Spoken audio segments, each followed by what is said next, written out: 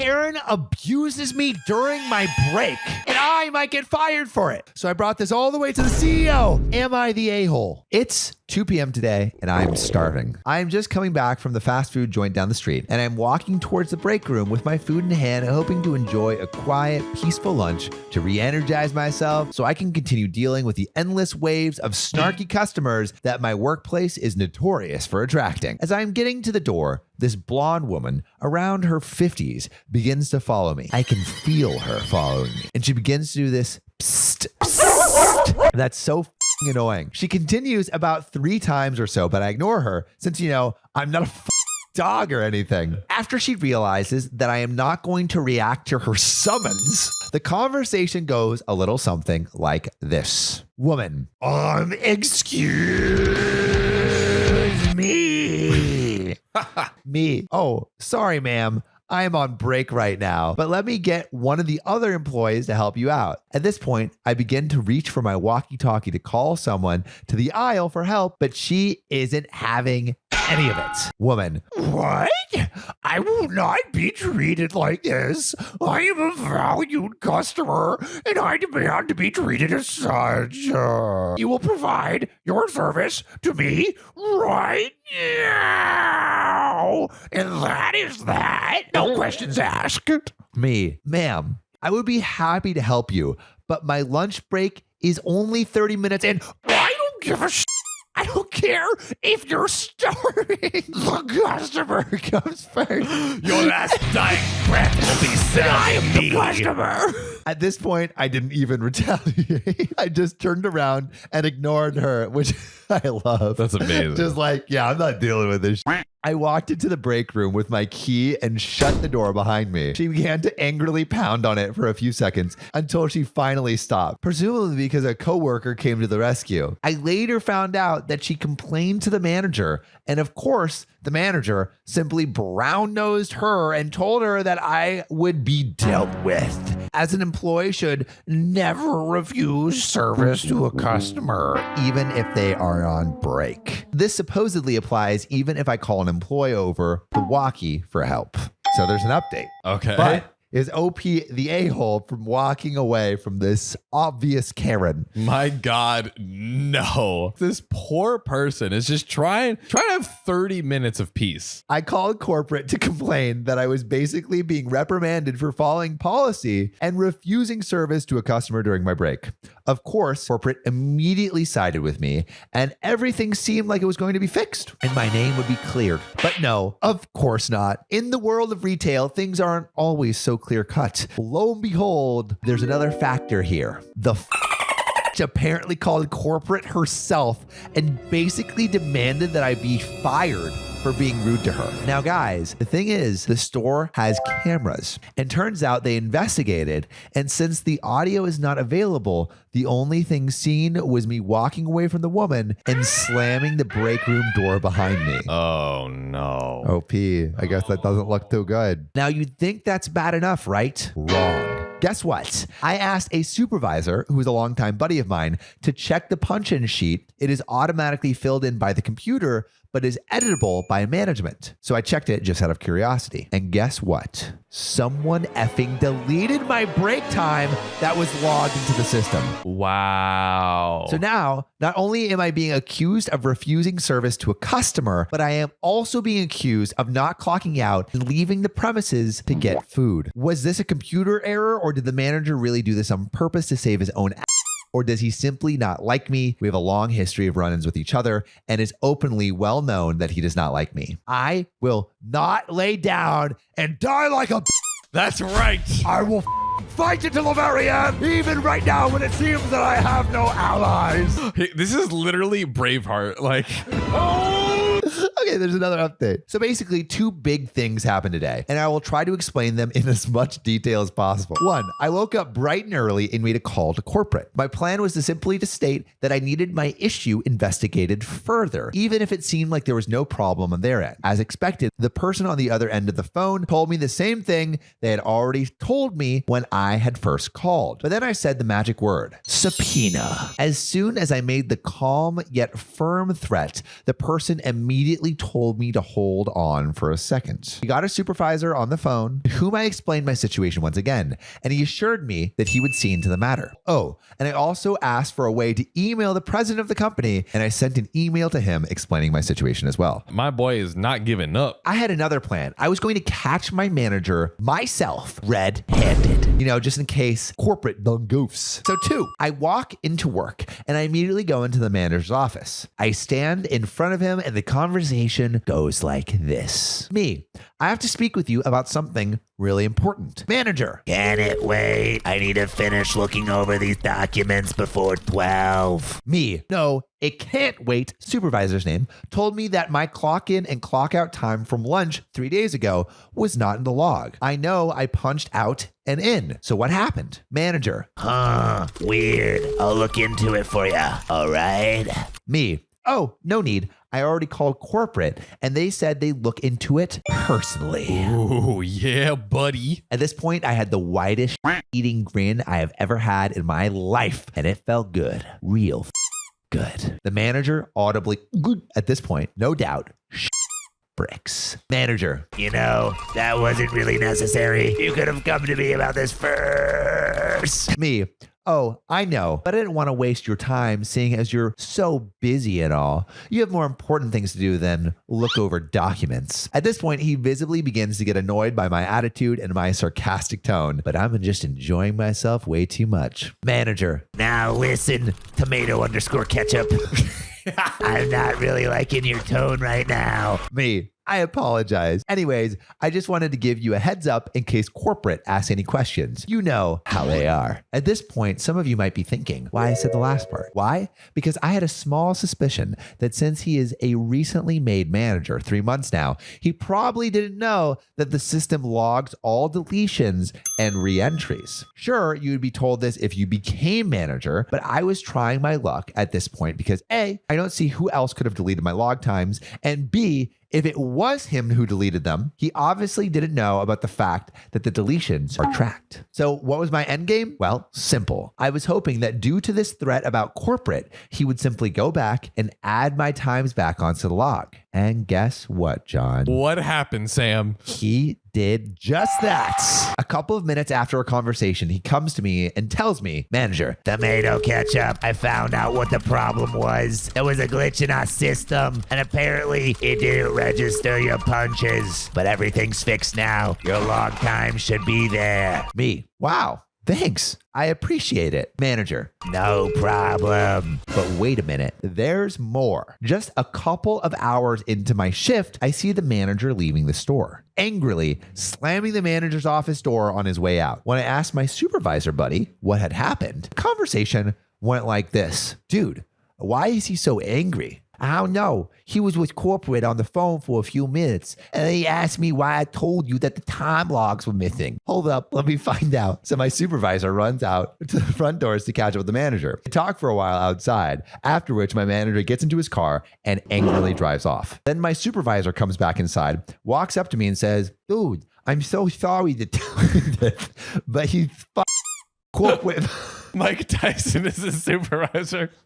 Corporate found evidence of data tampering in the punching log. Apparently, he deleted your times yesterday and added them back today, this morning, to cover his ass. Me, wow. Supervisor, yep. So there's that. He will probably get fired, and I will probably keep my job. Peace. Wow. Hey, OP, just masterful work. He went against Karen's, managers, corporate, like every boss, and he just defeated them at every level. Real Reddit who's who of all the usual villains. Yeah.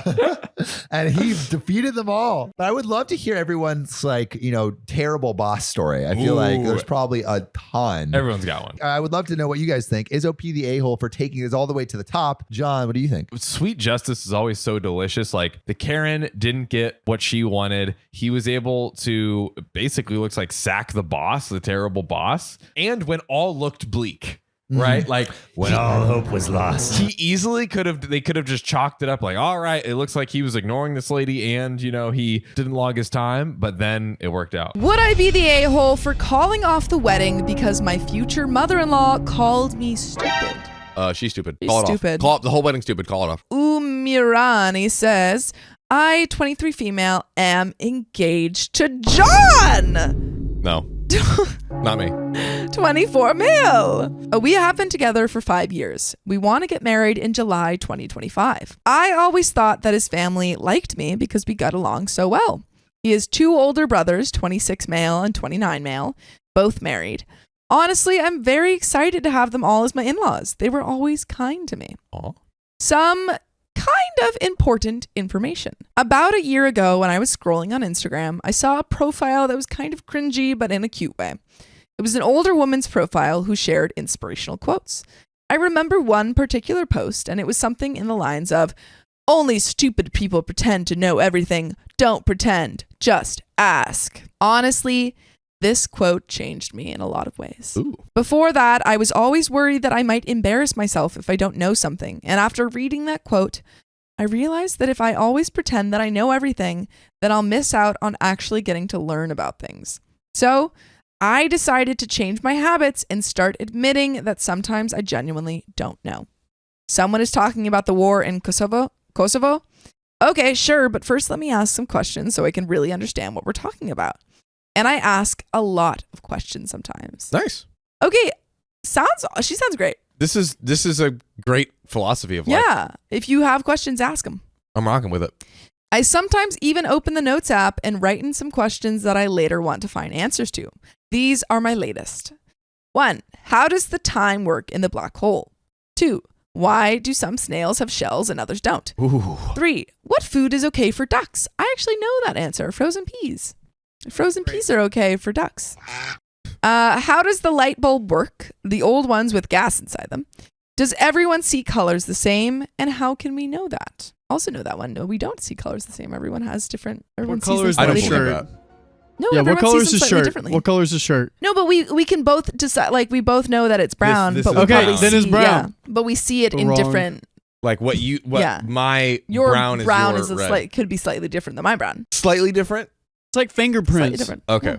I can accept slightly different. Yeah, and of course, there's also people who are colorblind who see it completely differently. When people say that, or like oh, what if we all see it's like when you go on like Photoshop and you do like inverted and it looks like just crazy with like No, I don't think it's that. I think it's just slightly different.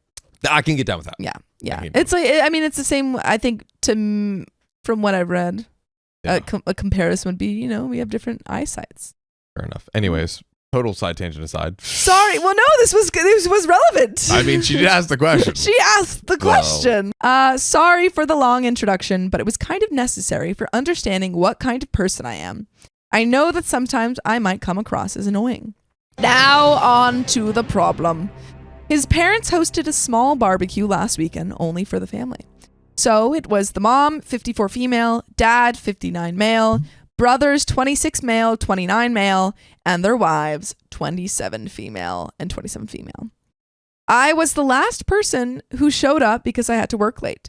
I entered the house, and when I was walking towards the back of the house in the backyard, I heard John's mom talking about me. To be honest, she wasn't talking about me, more like mocking me. Oh. I heard her say in a high-pitched voice, "How does the sun work? Where should I put the fork? Why does nobody like me? How do I wipe my butt?" She sucks. Yeah, you suck. She sucks. You whack, bruh. I could never imagine She mocking sucks. someone. Yeah. I just stood there. I had this sinking feeling.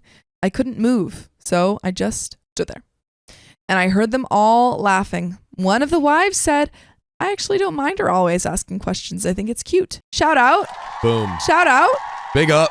And it made me hopeful that they will say something like, "Yeah, sure, we're just playing. We love that." But none of them did. Instead, the mom replied, "It's not cute. She's just stupid." Oh. And then they laughed again. I heard John laughing. My heart kind of broke in that moment because he didn't even say one positive thing. He didn't defend me. He just laughed. I Explain quietly yourself. turned around and left the house.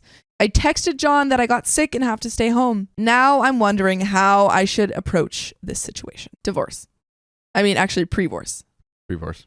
We live together and I sleep in the guest bedroom for now, and I use the excuse that I don't want him to get sick from being around me.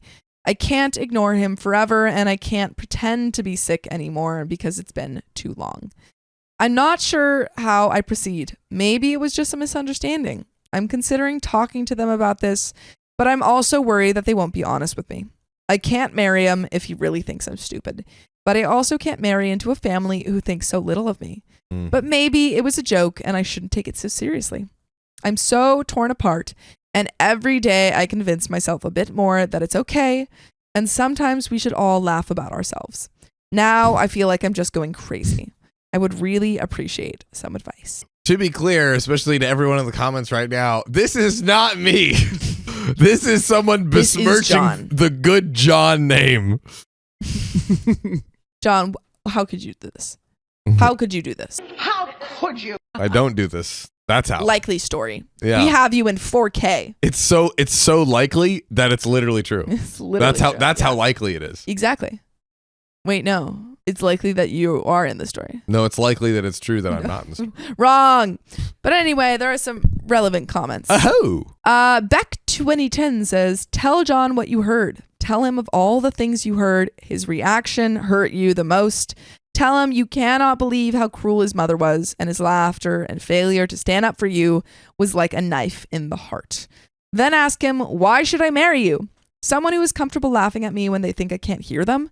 You know, I ask questions to better understand something. The smartest person in the room is the person who knows they don't know everything and is not afraid to ask. When I heard everyone, all I could hear was ignorance, unkindness, a lack of grace, and no love whatsoever. How very graceful of you and your family to mock someone. Frankly, I'd call off the wedding. Damn. I agree. I disagree. You don't think they should call off the wedding? Yeah, I think that it's very, very indicative of something much worse, which is that he doesn't respect or defend, or maybe he also finds these personality traits of his fiance annoying to the point of it like not being a compatible match. But why wouldn't you call off the wedding? I think it needs a sit down. I think he deserves to be confronted with Yeah. that and just kind of further unraveling to kind of get more to the core. I think she needs to what talk it to him is. either way. 10,000%. Before calling off the wedding. Yeah. I think that they should absolutely talk, but Yeah. off of this one interaction alone, Oh yeah. Well, yeah. I think she needs to talk to him, but depending on his answer, I think she might Yeah, have to call off the you're wedding. predicting that. I'm predicting that she calls off the wedding.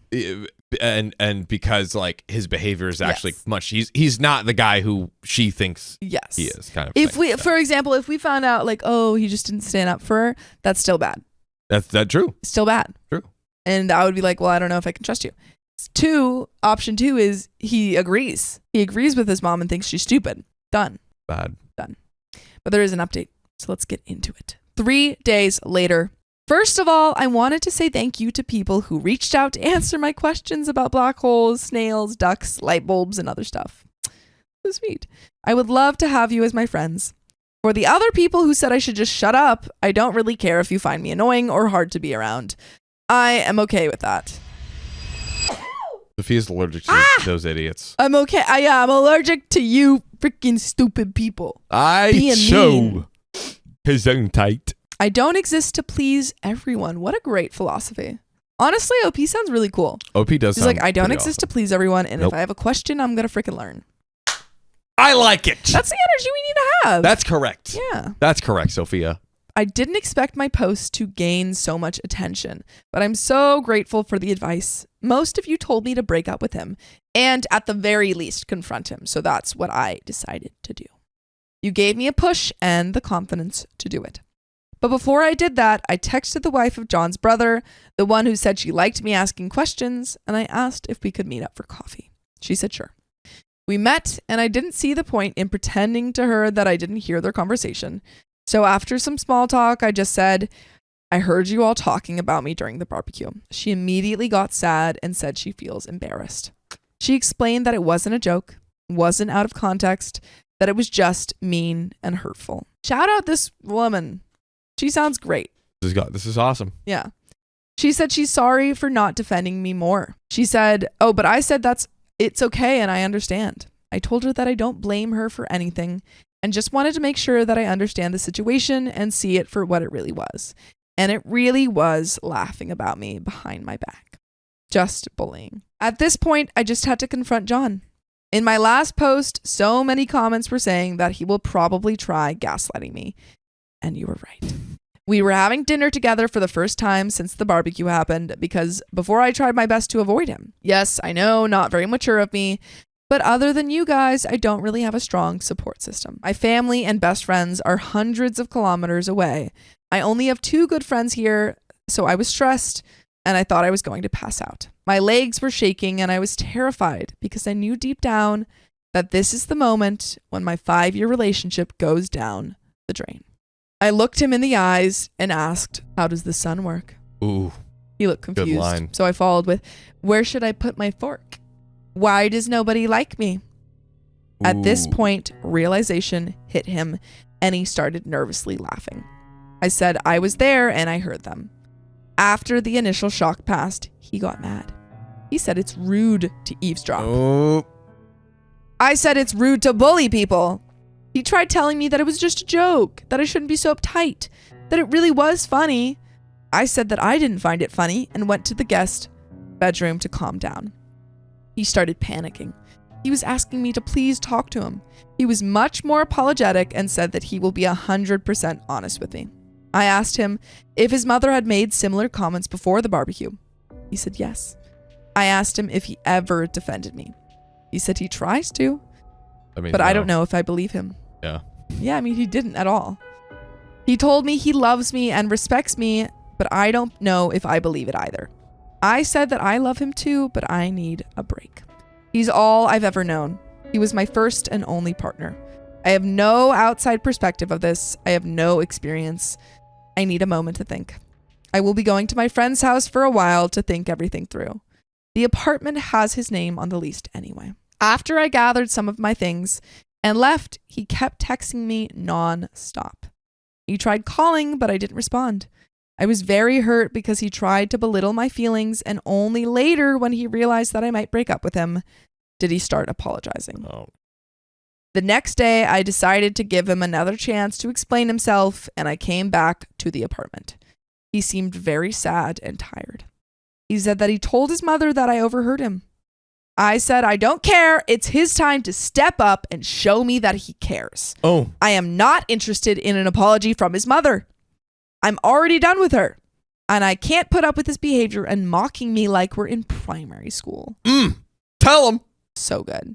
I saw comments saying that probably her ego is hurting. I think it's true. She never got the chance or never had desire to have an education. Stupid. Freaking stupid. She's a very good homemaker, but outside of that, she doesn't have many interests of her own. If I'm asking her about making tomato soup, she will be talking for 30 minutes, lecturing me about adding enough sugar, but not too much. She will lecture anyone who is willing to listen. But anytime someone is talking about something she's not familiar with, she gets defensive and tries to imply that nobody cares about that and it's not relevant to her. It shouldn't be discussed. Yeah, I mean, insecurity. Yeah, she seems very insecure. Like, once again, he tried telling me that I should just relax because it was only a joke. And at this point, I had enough. I took off my ring and told him that this behavior is a joke and I can't be the punchline. Opie is coming to this argument with like a machine gun amount of like zingers. After all the questions she's asked, she's just learned how to dish it. Bam. You know what? Sound off, Opie. Sound freaking off. Sound off, girl. You came with the receipts. Give it to and him. You're not coming out without your money back. That's right. Nice. Thank you. You did a great singer too. Thanks. Everyone's singing. I told him that I wish him and his family the best and to look in the mirror to check if they really are as superior as they think they are. I said I'm going to be back with my friends soon to pick up the rest of my stuff and to not contact me again unless it's about moving my things out. And that's it. I'm done.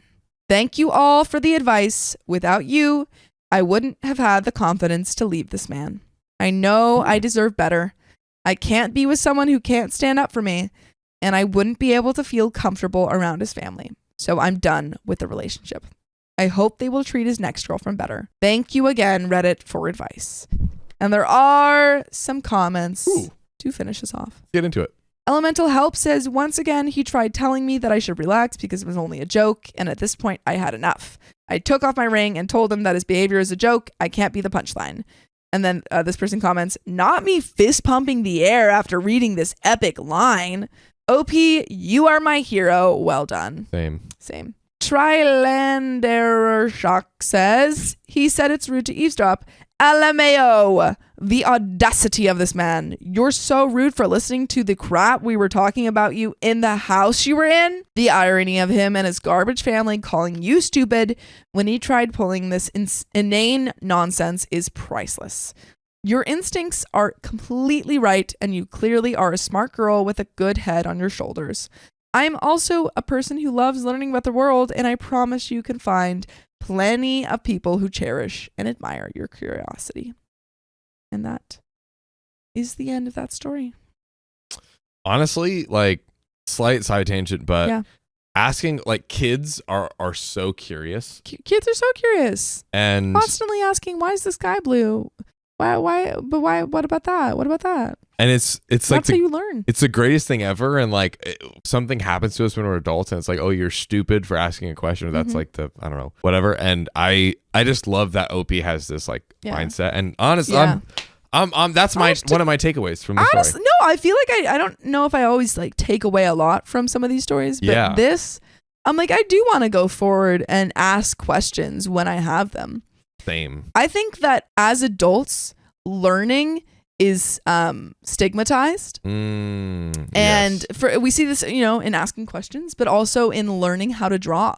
You're not allowed to be bad at something when you're an adult, or you don't give yourself permission to be bad at something. That's so true. Because, if you started drawing as an adult and you were drawing freaking stick figures and someone came up, they would like, you're drawing stick figures? 100%. Like, what the heck?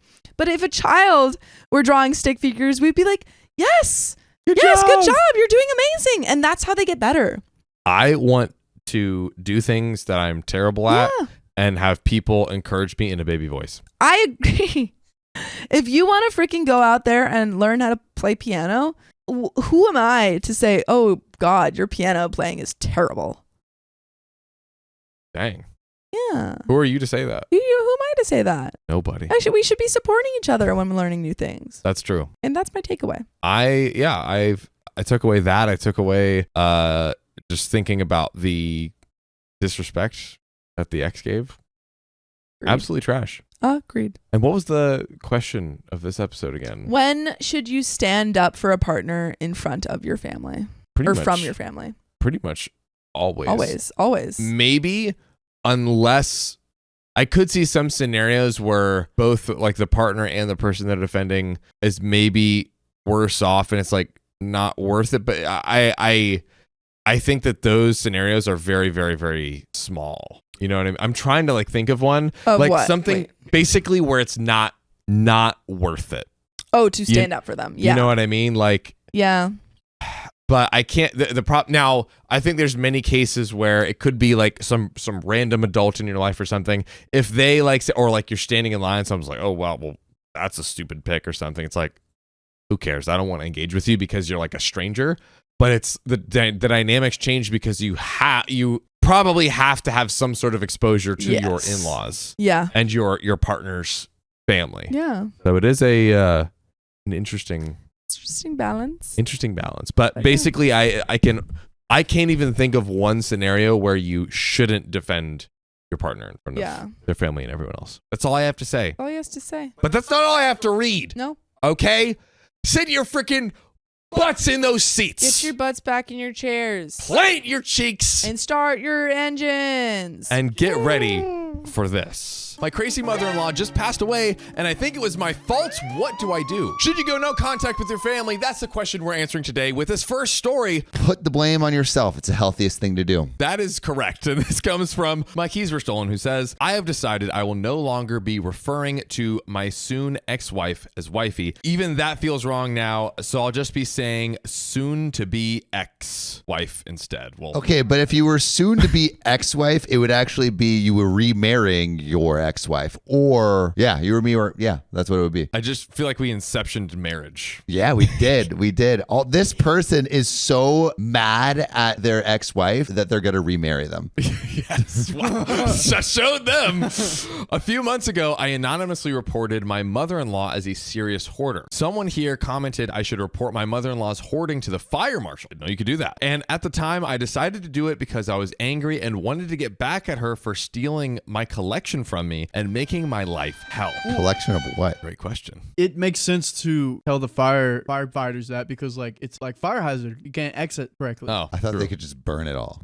I feel like they both make a lot of sense. Mother-in-law has been building a hoard in her house since my wife was a teenager. The house was filled nearly to the brim with rotten garbage and was rodent infested. I've actually seen rats there. I made a call to the city from a number I googled. I can't imagine that. I get like sad when there's underwear on the floor.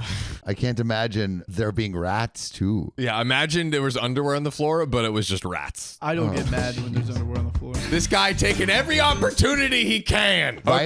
Okay. Before this stream, he's like, yeah, dude, I don't have the credit card. We were looking for this credit card. Yep. And he just takes out a condom from his wallet like, and pops it oops. up. And he's like, oh, sorry about that. How did this Need get this in one there? for later. God, this guy. Anyways, I've never seen someone try to convince me so much that he's getting it. And I'm like, Riley, I know.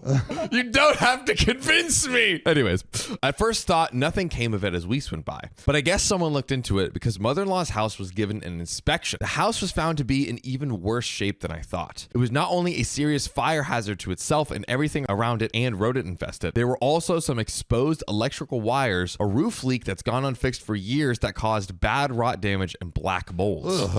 The worst. Got the willies. Yep. The outside of the house didn't look that bad, and it was in a neighborhood full of old houses that looked similar, which is likely why no one reported it until I did. My soon-to-be ex-wife figured out it was me who reported her mother, what with the timing and all. She came home and ranted to me about all the things her mother told her the inspector found, and how her mother was likely to lose her house now. Wow. That's lame. I didn't know. It's my property. Yeah. I could be a hoarder if I want to. Yeah, I feel like that's not right. That feels wrong. That Yeah, it feels feels wrong. wrong. They can take you. All right. So, like, they take your stuff away if you have not enough stuff, and they take your stuff away if you have too much stuff. You can't win. You can't win. You in have this to have country. just the right amount of stuff. Yeah, the Goldilocks of stuff. That's right. But it was only a matter of time before something like that happened. If I didn't report her mother, someone else would have eventually. Soon to be ex screamed at me that I was a horrible, deceitful person. I asked her if she wanted to be the pot or the kettle.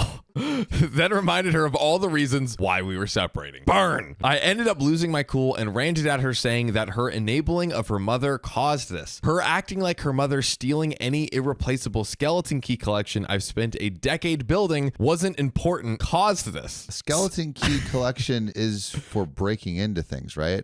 Yeah. Also, is there a TLDR that should be updated? Boop, boop, boop, boop, boop, beep, boop, boop, boop, beep. But I think a skeleton key collection is a thing used to lockpick, right? I think that we've had stories where there's like skeleton keys for like disabled bathrooms and stuff. I don't know, honestly. Or, it's like a universal key to different areas around like the city. It could be. Yeah, maybe. I don't know what Or someone maybe in the chat, literal- let us know what a skeleton key is. Yeah. We trust chat more than Google. That is actually, Yeah, yes. facts. Forget Google. Chat.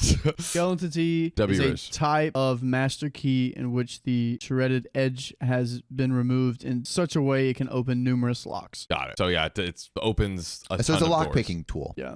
That's crazy. We need to reinvent keys. Anyways. Also, question: if you were given a handful of keys in a villa or whatever late at night, whenever all the stores are closed, how much would you pay to just explore it? What? Oh, I don't so- even know what this. I don't even know what that hypothetical is. So I went to a I'm in a German. villa No, I went to and a there's German. keys. Okay, so my first And it's date. at night. Yeah. My first date with Angie, we got there late, so it was in a German town, and there was like a lot of cool shops, but everything was closed. And I was like, imagine if you had a bunch of keys and you could just explore this little place. How much would you pay to do it? Is this just a way for you to talk about your first date with Angie and then remind us of how much you're getting laid once again? Oh, Would you guys ever, like go on this first date where you like light some candles and he lights candles, not me. I do do like candles. It was a whole pre-show banter. You had to feel be like there. you could light candles too. Yeah, I do like candles. Yeah, see that. This is man that lights candles. Yeah, we know he loves hot wax. So back to the story.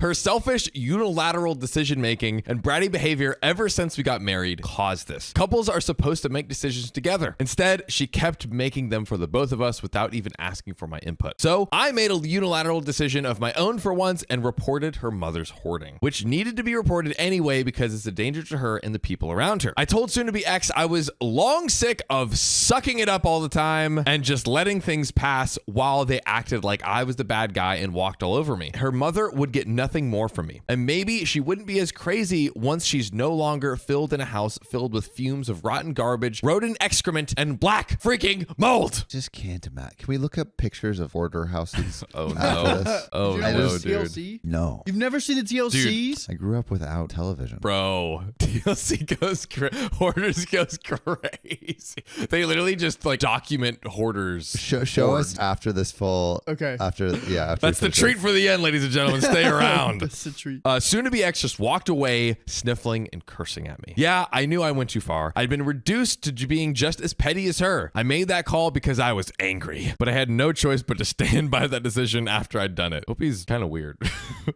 Mother-in-law ended up demanding my soon-to-be ex-wife split the cost of the cleaning and restoring of the house, but she couldn't afford it. From what I hear, mother-in-law went off on her with her demands and told her to get the money any way she could. Whoa. Uh-oh. What does that mean? Chat, what's she gonna do to get the money?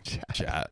Comments. What's she gonna do? Chat, do you like being called chat or comments or? Dude, I've heard too many 20-year-olds say Yeah, we've just been having a lot of 20-year-olds here talking in chat that. speak. Sounds so sus, Brain but rot. it's not. One of our friends was having a birthday. It's a 0 aura L no baby Gronk. Do you guys know about Baby Gronk? Yeah.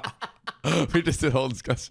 That's another after episode discussion. Baby Gronk is crazy. Dude, he is though. He's going to LSU. Congrats to him. So mother-in-law went off with her demands and told her to get the money any way she could, even demanding I pay for it since I was the one who reported the house. She even said to sue me, but my soon-to-be ex told her it wouldn't work. The house was in exceedingly poor shape, rotten garbage, exposed wires, roof leak, rot, and black mold. Over this. We've gone over this. Let's run it back one more time. Leaks, garbage. No one should be living like that. When soon-to-be ex tried to tell her mother she couldn't afford to pay for the house to be cleaned and renovated, her mother actually attacked her like a wild animal. What? Bro, what is happening? Like a wild animal? I mean, she sounds feral. She's like a living- feral rat. I'm just imagining the trash piled to the ceiling, and she has like a maze that she walks through to all of her different things. Does she like climb on top of the trash? Yeah, I think she army crawls on it and then just descends upon her victims like a bird, you know, like an owl coming for its little mice prey, you know? Can't imagine. So her mother-in-law ended up hitting her and scratched her multiple times and tried to pull her hair out. That's when it happened. Mother-in-law had a heart attack. I'm sorry. Why am I laughing? So God, bad. that's really fucked I'm up. literally live. This is so terrible. Okay, I'm gonna read it straight. Mother-in-law, shut up. Mother-in-law had a heart attack on the spot. On the spot. That's crazy. Not the next sentence. OP, no. Going ape on her daughter must have triggered this. It's terrible. OP. God, what is this story? Oh. No, I can't believe you're laughing right now. Jesus It's Christ. Hey, you can't say Jack Diddley. I'm pointing at both of you guys. We're only laughing because you're laughing. Oh my God. Riley and I are clean. Anyways, so my soon-to-be ex called for 911 while looking for aspirin in the house, but by the time help had arrived, her mother had expired. Expired. Dude, oh my God. Okay. So, soon-to-be ex came home with a police officer in tow for some reason and was absolutely mad, screaming at me about what just happened to her mother. She said this was all my fault. That's not true. Because she was being an ape. Dude. Descending from her trash heap onto She literally her daughter. I mean, her little heart couldn't handle She it. chose to physically assault her daughter for trying to help her like rotting death house. I know. Temu. She's like Smog, but Temu. You know Smog from The Lord of the Rings, the dragon that hoards all the wealth? Yes. Yeah, but she from is just Temu trash. Smog. She's Temu Smog. I feel like that's a new chat term. Wait, from Lord of the Rings? Yeah, you know Smog? It's a dragon. Is it like has a all- blind, like- he hoards or all he's of a his... good- oh, yeah, yeah. He's not He blind. I'm hoards- thinking of the he's Harry not Potter blind. one. He's not blind. But Temu Smog. yeah, dude. And then just leaps on her victim. Oh my God. Well, here we go. She said this was all of my fault. And in all of her ranting, I found out her mother had a weak heart. It's the real reason why she was on disability. The officer had to separate soon-to-be ex-wife from me, and she fell onto the couch sobbing. I hated mother-in-law with a passion, but I wasn't trying to end her life. I still feel great guilt over this. Do you, though, OP? I really thought he was going to be like, I still feel great over this. Like, I don't know. OP, I don't know. From what the police officer said and from what my soon-to-be ex-wife said, I pieced the story together and later typed it out, but just couldn't bring myself to post it. Is it this story? What? I was still racked with guilt and just had to take a serious break from Reddit. But that evening, when I found out my mother-in-law had passed away, soon-to-be ex managed to calm down long enough to speak to the police officer more clearly about what happened. But she also kept shifting between blaming herself and blaming me. I feel like that's bad when you're like, oh, my ex-husband killed my mother-in-law to the police. I mean, it's definitely not a good look. That's not a good look. Is she trying to land him in jail? I feel like they have to, at least should probably investigate that, right? Like, oh, this woman states in the report her ex-husband and possibly her caused the death of her mother. I think OP just needs to flip it right back, so they have two reports. Oh my God. One where OP is like, my wife killed my... Imagine they both end up in prison just because they're petty. Petty prison. Petty prison. Oh my God. I mean, it's happened before. I feel like that should be a thing Petty on this what? show. Petty prison? Petty prison. Yeah, I kind of like it. We got to put the chat in petty prison sometimes. They'd be petty. They do be petty. I asked her from across the room why I was never told about her mother's heart condition, and she yelled, "It was none of my dang business." Well, could have helped. But it explains why my mother-in-law used to dramatically put her hand to her chest and cry so many times when she wasn't getting her way. Like she was like, my heart. Literally. But it was actually like, my heart. Yeah, it was actually, no, my die. heart, like my valves, my arteries. Did she not get that checked out? I mean, bro, she has garbage to her ceilings. Like, she's not on top of things. Oh my God. Like, getting stuff checked out is hard, even if you don't have a trash heap. That's true. Nice. Yeah, you have to swim through garbage to go to the doctor's office. Yeah. A lot less likely to happen. Wait, when's the last time you've been to the doctors, John? I did get a checkup in 2023, like full physical run through, but I haven't in 2024 yet. What about you, Sam? I went to the doctor like last week for physical therapy. Oh, wait, what? I didn't know you go to physical therapy. I sometimes, yeah. Oh. I hurt my shoulder mountain biking. Oh, that's right. That's That's right. right. Oh, okay, cool. I haven't been since like I was 18. We got to change that. That was me, though. Yeah, and he For a keeps while. giving gonorrhea to everyone. What? That just came completely out of left field. I was not prepared for that. Wait, me or Riley? Oh, Riley. Yeah. Okay, cool. That's okay. I'm the one that's getting it. True. No, but he's Remember? wearing protection. Yeah. He's okay. That's right. Yeah, I'm safe. So, my soon-to-be ex-wife ended up going crazy in the bathroom she'd been using since we started sleeping separately. She asked the police officer for a moment to herself, then just went crazy after shutting the door. She came out a few minutes later looking angry but calm, then told me I was cleaning that mess up. She packed her bags again and left the house for the motel once more and told me that she won't be coming back unless it was to get her stuff. I was so guilt-ridden that I was hardly able to function for days back then, and I had to take leave from work because of stress migraines. I basically spent 3 days on the couch, hopped up on meds. My OP. But after that, I got my ass in gear again. My friends all tell me it wasn't not my fault. Which means it was Yeah. double negative. OP, rewrite that. I think you meant to say, my friends all tell me it was not my fault. I think didn't. maybe it wasn't not your fault. Oh, right. I see. Like Intonation. Yeah. Tone changes everything. My friends all tell me it wasn't not my fault. I didn't know. My mother-in-law was crazy. Either way, what's done is done, and I have to live with it. Sadly, there's more that happened, which I'll be telling in another post. We don't have an update. Another We don't have an edit. post. We don't have relevant comments. This is it. I actually think OP might have been the a-hole for calling about like the fire marshal for the hoarding mess. Not because of like alerting the fire marshal to help fix it, but because it was out of pettiness. Yeah, I mean, like, Why didn't he call before? and also I feel like there's better ways to get a house clean. Like maybe just call a trash man come Now clean he's up gotta the pay for that. trash. Well, the fire. Do you not have to pay for the fire marshal? No, you can, Through your taxes. yeah. It's like, But don't they give you like? Doesn't someone get a bill? well, not if you're like just calling the fire marshal, being like, hey, so I think it's like saying like, hey, a building's out of code. You know what I mean? Or like out of fire code. Or or but something. wouldn't the mother-in-law have to pay? So they did, like, I believe, order them to clean it, but they didn't like do the cleaning themselves to be like, all right, cough it up. You know what I mean? Because I know it's like if you take an ambulance, you have to pay for that. If like a helicopter has to come and save you, you have to pay for that. Mm-hmm. Where are taxes going? It's they Freaking did, lame. It's just the check-in, basically. Yeah. Or like the Okay, audit. so you don't have to pay for the check-in. Yeah. Free check-ins. I think because it's out of pettiness, probably it's like an a-hole. There's some a-holery And in also, there. it's like, is it? I mean, I guess he's saying, "Oh, it's a danger to everyone," but that's not why he did it. Yeah, that's the thing. He Is did like it out of pettiness. he's like, you stole my skeleton key collection. I'm like, maybe OP really didn't give us any context at all, even what a skeleton key is. So I'm kind of like, why was it special? Like, it clearly bothered you that she stole it, but like, could you at least explain why it's so important? Like, oh, my grandfather gave me these keys and they were from World War II and like blah blah blah blah blah. Also, maybe Okay. she didn't steal it. Maybe it's just lost within her house somewhere. Like, I was assuming that it was like in OP's like presumably more clean and orderly house. She took it from there and put it in her nest. in her nest. In her nest. That's what my mom calls when the house is like messy or she has like a little pile. She's like, "Oh, it's my nest." It's your She nest. loves She loves the her hoarder nest. shows.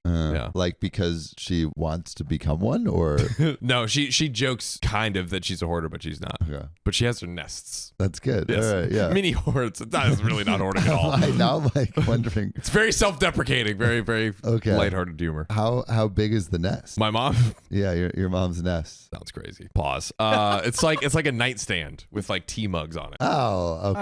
Oh, Yeah. that's not okay. It's like nothing. All right. Yeah. Okay, that's acceptable. Yeah, I think OP's a little bit of the a-hole because called out of pettiness, but it's obviously not his fault that the mother-in-law had a heart attack Dude, and then I attacked mean, his come on. soon-to-be wife. She literally ex-wife. attacked her own daughter. Yeah. Like physically assaulted her own daughter. What it's on you. Yeah, it's on the daughter. It's on the mom. In all seriousness, it's on the mom. It's on the daughter. It's Shouldn't have gone under a nest. Dude. You know, shouldn't have gone into the cave of the bear. Dude, the daughter was trying to defend her. And then she's like, "Oh, you won't pay for this?" You got to Attack. defend yourself first, daughter. Bro, apparently, even your own mom might scrap with you and you never know. Oh my gosh. One time I was an RA in college and this kid had the worst room ever and I had to clean it. It was like You gallons had to of- clean it? I had to clean it because they were like, "Who wants to clean this?" And I was like, "I'll be down," because I didn't want to do what everybody else was doing. And I went with a group of people and it was the worst room ever. And he had gallons upon gallons of chocolate milk left in there.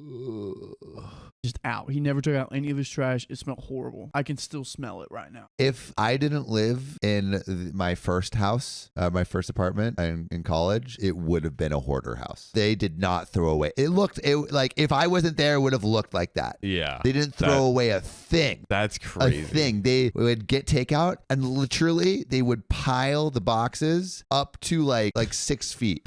Like And in- I would have to I wouldn't let it get that high, but In the trash can or like just out? out. They would leave it things they were you had these nose rings and would leave the nose rings everywhere. Oh, that is like Just infection food level. containers, toenails. It was gross. I'm starting to get sick. And there were This- 6 people living in it, and I was the only person that wanted to clean. Wow. That's It was crazy. rough. I should not have drinking a milkshake before this because it is not sitting in my stomach very well right now. The next about one is makeup. not about hoarders. Thank God. I don't think. Okay. I don't think so. About makeup. Makeup. What is this? Is about cutting off family This is members. should you go No no contact. contact with toxic family? So would you go no contact with the mother who is a hoarder that tries to attack you? That's Yes. that's the question. Obviously. Also, there's like a whole chat conversation about ambulances that's going on right now. Yeah. You know how much it costs to get an ambulance? How much, Riley? $3,000. This one girl was skating, broke her arm, and refused to have her friend drive her to the hospital, and she had to pay $3,000 $1,000 to get an ambulance, take her to the hospital. That's crazy. Yeah. A lot. Ambulances are hecka expensive. That's why people do Ubers instead of ambulances. They get a gunshot and they go into the Uber because ambulances are way too expensive. G-move. Imagine You get an Uber. Ah!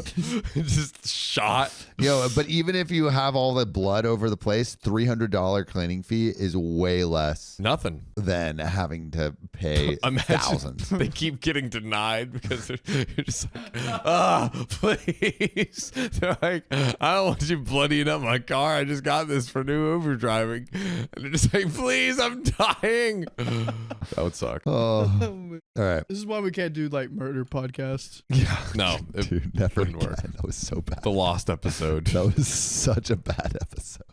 All You'll right. never see- I just bought new expensive furniture and started a war with a Karen. Sometimes you gotta battle to get what you want. Ain't that right, sister? Buckle up. It's a long one. So 3.5 years ago, my husband and I bought furniture from a national chain we'll call Robert's Discount Furniture. We spent well over $4,000 for 2 seats of couches, 2 chairs, 1 ottoman, and 1 love seat. We also got their Oof P Oof warranty valid for 5 years after every purchase. Every time we have called, it's a big hassle to get any type of service. First, they delivered the wrong piece for upstairs set. We ordered a sleeper sofa with a chase lounge that matches the chair and ottoman. Instead of the sleeper sofa, we received a connecting part for a sectional. I called their customer service, no service line to request an exchange for the right part. Now, at that point, I had worked in call center customer service for over 26 years at a different company. They know how it goes. Opie's like, I know how it's supposed to go, and that's not what I'm getting. It's not working when I keep pressing 0. I'm not If getting a I real were person. working for them, they'd already have their chase lounge. Trust me, I know good customer service and I know how to speak the lingo. This was not good. By the way, this comes from Lee Roxy Mommy on the r/OK Storytime subreddit. So I spoke to an associate with an unusual ethnic name. Don't remember the exact name, but let's call him Alvarez. 1, he threw my sales associate under the bus saying she ordered the wrong part. I assured him she did not. I was looking at the invoice that described the correct part. 2, he said he did not have the right part in stock, so he was just going to send me a credit so I could order a different item. I told him I didn't want a different item. I wanted the part I ordered that matched the rest of the furniture I had. We went around and around that same circle for 20 minutes until I had enough and hung up on him. I made the trip back to the store our original salesperson called. Ironically, she spoke to the same ethnic name, Alvarez. He tried to give her the same spiel. Though she sounded professional about it, her expressions told me she thought he was as much as an idiot as I did. She did finally convince him to send the right part, and 3 months later, we had the complete set. There you go. It took some battling, but eventually you got it. Easy. Over the 3.5 years, we had the recliner cord break on the downstairs couch and need to be replaced twice, and the back of the chair fell off and needed to be replaced. Always it was a hassle, and always we had to fight to get the warranty honored. Most recently, 4 months ago, the back fell off my husband's side of the couch. He called for a warranty service and they asked for photos to be sent. Reasonably enough, my company requires that too. He took several photos from different angles and sent them to the email address they supplied. Weeks go by. No response. It's probably Alvarez again. He sent them again and still no response. After several more weeks go by, I called to follow up. They said they were still waiting for photos. My husband sent them a third time and CC'd me on the same email. I received the email just fine, so I sent the photos as well. More weeks go by. Still no response. Can you sue? I don't know if you can sue, but what specifically are they waiting for? The back of their couch fell off. Oh, okay. So they're waiting for a replacement on that For that because they have the piece, yeah. 5-year warranty. Yeah. I don't know if you, I don't know. That is incredibly annoying, but I don't know if you, like, Mm-hmm. Maybe. Just to cover all my bases, I took a new set of photos with my laptop and sent them from that device directly to the warranty company. To be fair, shortly after, we went on vacation for a week. We came back. I visited the store location again, spoke with the same sales associate, and she got her manager involved. They emailed me my photos to their warranty liaison and at least got the warranty people to call us back and schedule a technician to come out. That person took one look at the couch and said it could not be fixed. What? It took months for you to just say, I'm sorry, I can't do Can't it. fix that. Too bad. That's looks like a you problem. He called the warranty hotline, gave his employee number, and said he could not fix it, then gave the phone to my husband to arrange a replacement to be sent out, and he left. That was a bad move. Hubby has no patience for fools. The warranty associate tried to say it was a mechanical defect and that coverage expired after 1 year, so basically we were screwed. But we freaking know it's a 5-year warranty. Yeah, no, OP knows how this goes. She's you can't ready. lie to us. Can't lie. This is you literally cannot lie to OP. She's literally a customer service expert. aficionado. Yes, my husband started cursing at him, so I took over. At this point, in 3 weeks, I have done customer service for that same other company for 30 years. Let me tell you, when you cuss at a customer service, they stop listening to you. I was respectful but firm that they were going to honor their oof warranty. It was either going to be fixed or replaced, and their own technician already said it could not be fixed. After 10 minutes of going around and around with him, I said those immortal Karen words: I need to speak to your manager. And there it is. OP was the Karen all along. Ooh. We didn't realize. You were the Hulk. She was the Hulk inside. You had the Karen inside you every step of the way. He put me on hold for 7 minutes. Came back and said he was still waiting for a manager. After being hold for another 5 minutes, he came back and said his manager approved replacing the couch. It is scheduled to be exchanged this Saturday. I'll believe it when I see it. Yeah, 1 year later, you'll get the couch and it'll be like, oh, actually, your warranty expired today. We can't give you the couch. Oh, sorry. You're going to have to pay for that couch. Yeah. Oh, I remember that. They actually sent another chase. Yeah. OP's like, this is not what I wanted. Please just send me the couch. Please, I just want the couch. Come on. That's it. Edit, not racist in any way at all. I only said it was an ethnic name to explain why I remember it so well. When the sales associate was speaking to the same customer, no service associate days later. In fact, to those who only picked up on that part of the story, I would ask you to examine your own racist opinions. OP's like, I'm not racist. You're racist. Edit 2. Y'all got some funny ideas about what it means to be racist. Perhaps you need to look up the definition of that term. Here, I will do it for you. A person who is prejudiced against people on the basis of their membership in a particular racial or ethnic group, typically one that is a majority or marginalized. Never in the story or in real life did I despair or have any prejudice against him due to his race. I love that plot A to the story is like, I'm trying to get a couch, and plot B is like, I'm not racist, guys. Yeah. Please. Edit 2 is just her saying that she's not racist. Yeah, it's not relevant. All right, cool. So she's not racist. apparently. Guys, she's not racist. We've read it in the comments. She gave us a definition. She can't be. She can't be racist. All right, we have an update. Is she gonna get the couch? I don't think so. You don't think so? I don't think she's gonna get this couch. I think she's tried so hard that the universe can't give it to her now. Understandable. You know? Yeah. Also, why still deal with this company? What can you do against a big company that promised you all these things you put 4 G's into? Update. Saturday came and Saturday went. No replacement couch. Of course not. My husband did show me a text that came late on Friday saying they had a glitch in their system and would not be able to make the appointment. It was going on 5 months now to get this latest issue resolved. Patience is really running thin. Do you even have patience at this point? Yeah, I don't believe that you have any more patience, which is fair. You're just waiting. No patience. You're just waiting. Yeah. They did finally bring a replacement, but no surprise to anyone. They brought the less expensive love seat for the set, not the couch. I specifically stated it was the couch that broke and corrected the customer, no service rep. When he repeated back the work order, it still came wrong. And we will never come wrong if you join us live every weekday at 3 p.m. PST. Just tap our profile. Stop it. I think I would give up, which is probably what they want OP to do. Yeah, just and to OP's give up. No. But then they'd win. Yeah, and then they win, and that's why OP can't give up. Yeah. But OP has a lot more stamina than me because I think I'm trying to return a lot of stuff right now. Like I just have a lot of returns to make. Really? And What'd it's you been buy? months. It's been months. Hmm. Like I bought something for my Halloween costume that I never used. I bought something from Target that I never used. I don't return stuff. And it's just so much work. I think that's how you get, those like Amazon's like, you can try it and return it. Okay, actually, fun thing. So I had to return something on Amazon and I did I finally, literally, it's been a month, finally did like the return thing. And it was like, you don't actually have to return this. We'll just refund you. That happened too with And I was like, something. Amazing. That's crazy. I don't need the thing. It's a bucket. Apparently they don't need it either. We Yeah, did they're that with something else here too. Yeah.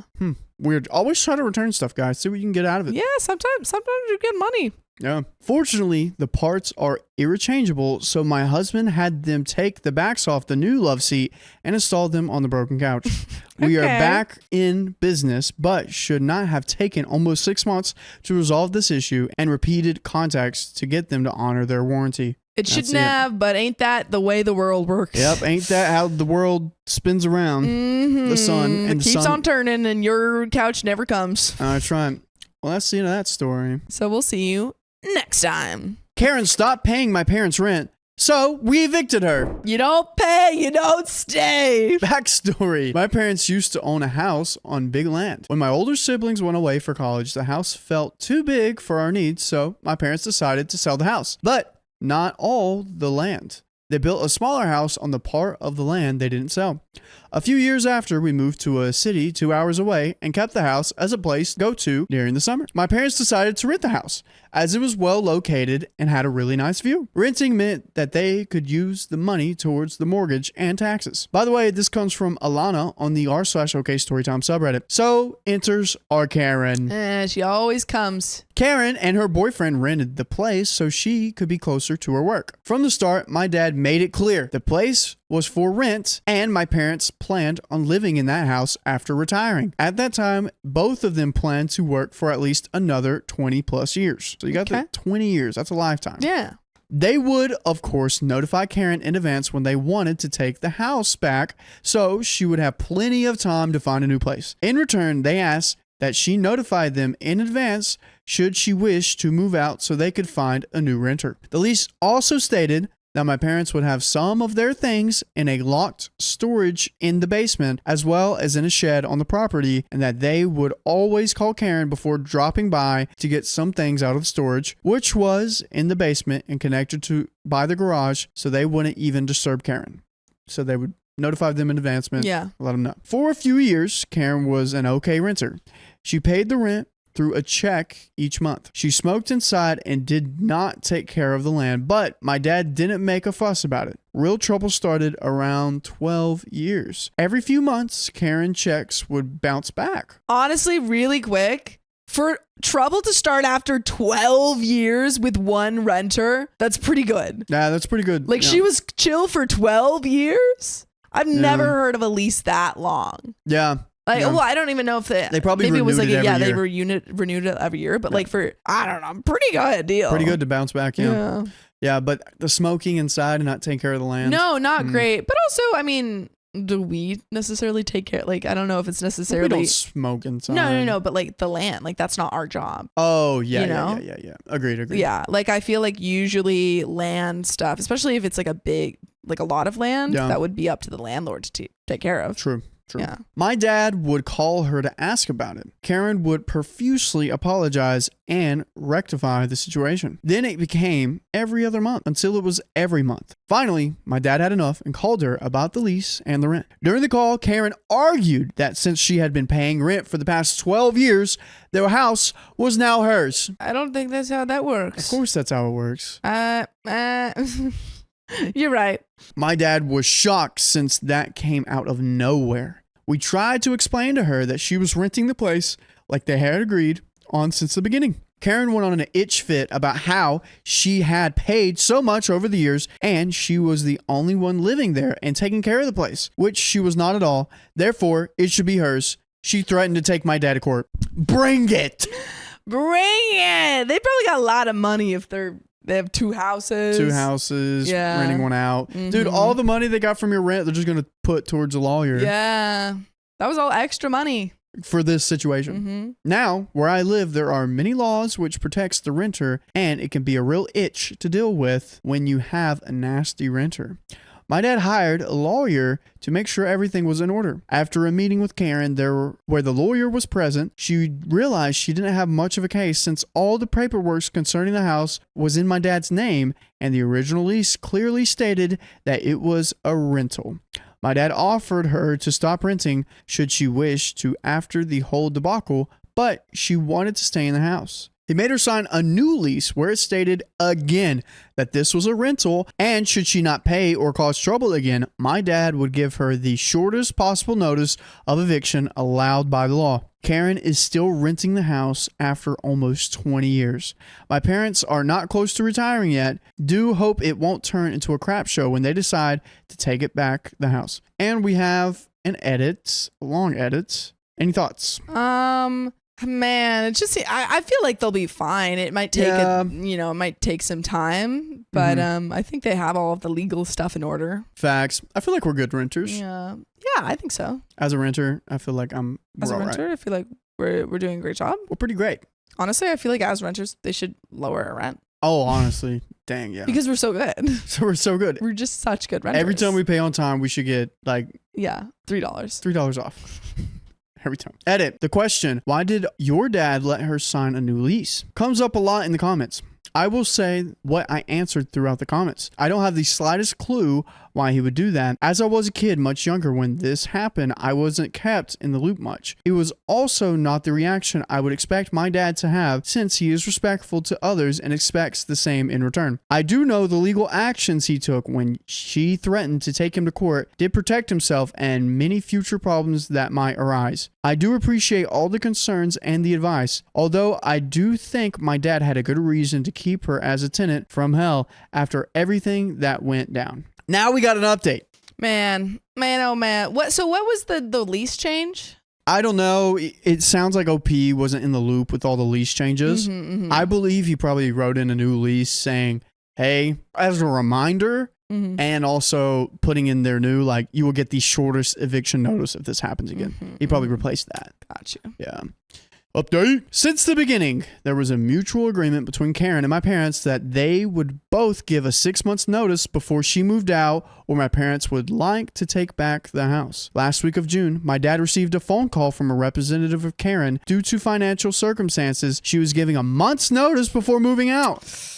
It was the 6 month thing in the lease? Oh, yeah. I'm assuming it was. My parents were surprised by the short notice, but didn't really mind it, as they were looking forward to taking back the place. Yeah, I guess it's better than just like her staying there, you know? Yeah, they might lose some money, but at least it's available. Then She's gone. Yeah. Last week, July, Karen was set to move out, but she asked for a week extension as she couldn't find anybody to help her move. My parents agreed. She was now set to move out by August the 4th. With the car all loaded up, the essentials, dinnerware, and cutlery, small furniture, we left for our first trip to the house. The plan was to look at the state of the place, clean it a little bit, and take measurements for remodeling my parents are planning. As we get to the place, we notice a small sign in the driveway to advertise for a garage sale at the house. We figured she forgot to take it down. We were wrong. As we get to the house, we can see boxes and furniture through the windows. Cue to the shocked Pikachu face as she answered the door. Turns out she hadn't moved yet and meant to call my dad and let him know, but of course she never did. She clearly didn't expect us to drop by so soon after her supposed moving date. My parents were both extremely pissed, but they gave her an additional week and expectations of payment for the weeks she overstayed. August 18th. She better be out. She better be out. The mercy and grace you got from this. Yeah. I mean, they didn't evict you, or they didn't like push you out. They were like, okay, fine, you gotta stay there for another week. Stay there for another week, but you gotta pay. Please.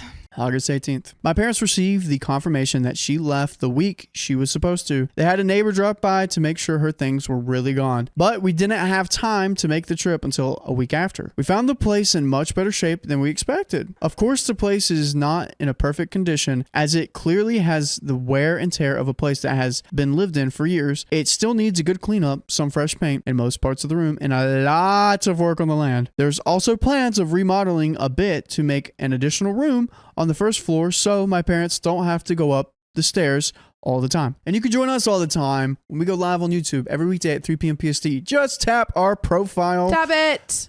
This is good. This is good. I think everything's working out. Yeah, she I turned mean, out. you really only had to deal with the problems for a couple months out of 12 years with this renter. I think that's pretty good. Not too bad. We've seen worse. Yeah. Oh my gosh, way worse. Turning a new leaf over.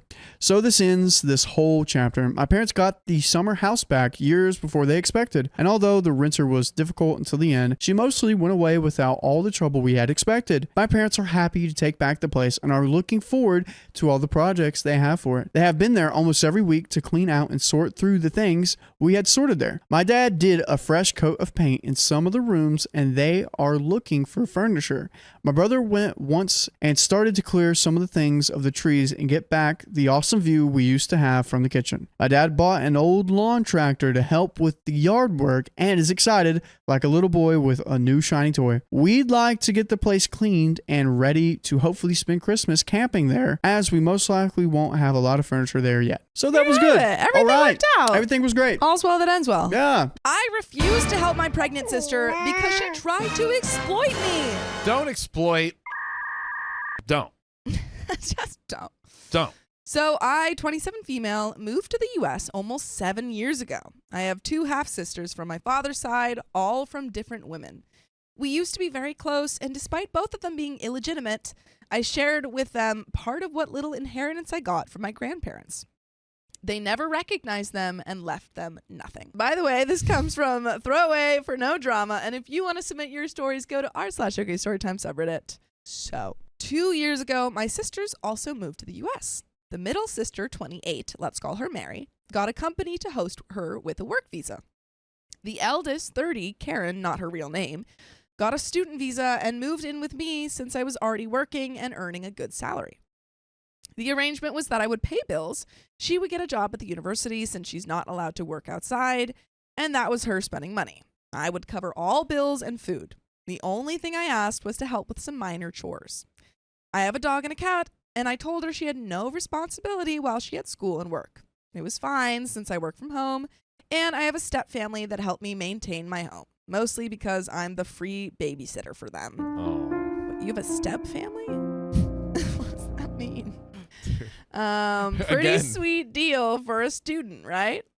Okay. Well, apparently that wasn't enough. Oh. While she was in school, Karen met Ken. I knew Ken from the time I went to university. He's a creep, but I thought it was harmless.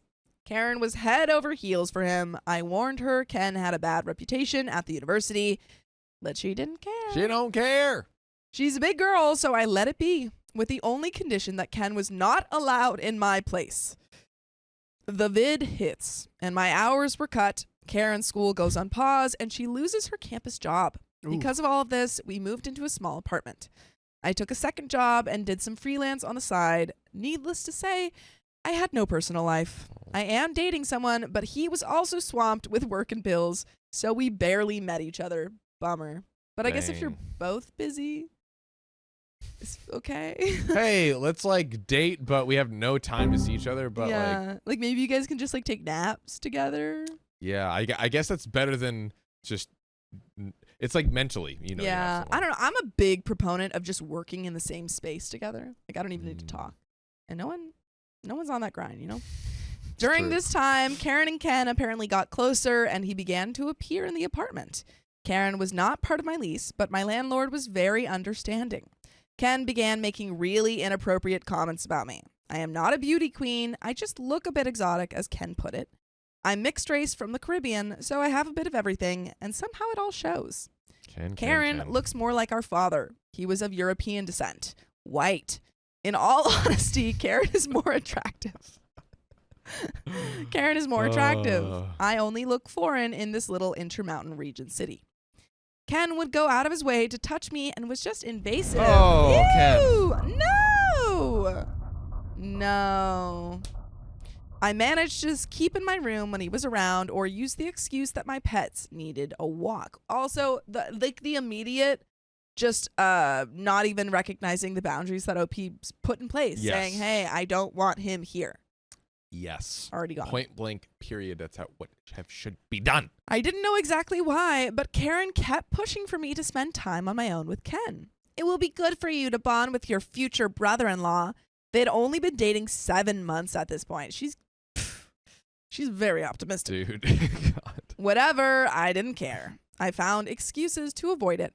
November 2020, I got a better position at my main career job, so I was able to quit my second job and have more me time. I reconnected with friends, and one of them asked me if I was okay. I asked why, and he told me Ken had been saying he was very close to getting me for personal time. Huh? Personal time? No. Personal time. I was not okay with that idea, and I very loudly said I would rather be hit by a train than do anything with Ken. There we go. And Ken is presumably still dating Karen. So what's going on there? Yeah, what is this? What is this? What is this? And sorry, what is Karen's relation to OP again? Karen is her stepsister. Right. Yeah, so Karen and OP live together. Karen is her stepsister. Ken is Karen's boyfriend, Gotcha. who is now apparently getting the hots for OP. Oh God! Why would you not try to put up the boundaries, Karen? It's in your own self-interest. Come on, Karen. Since I'm in a small city in the Intermountain region, the kind that most people in the same area know each other, a lot of people had text messages or creepy stories to tell me. That was it for me. Mm-hmm. I went home and demanded an explanation. They didn't deny it. They? Ken even said Karen had said it was fine and I was doing them a solid as her sister, since he had a fantasy he wanted to go for.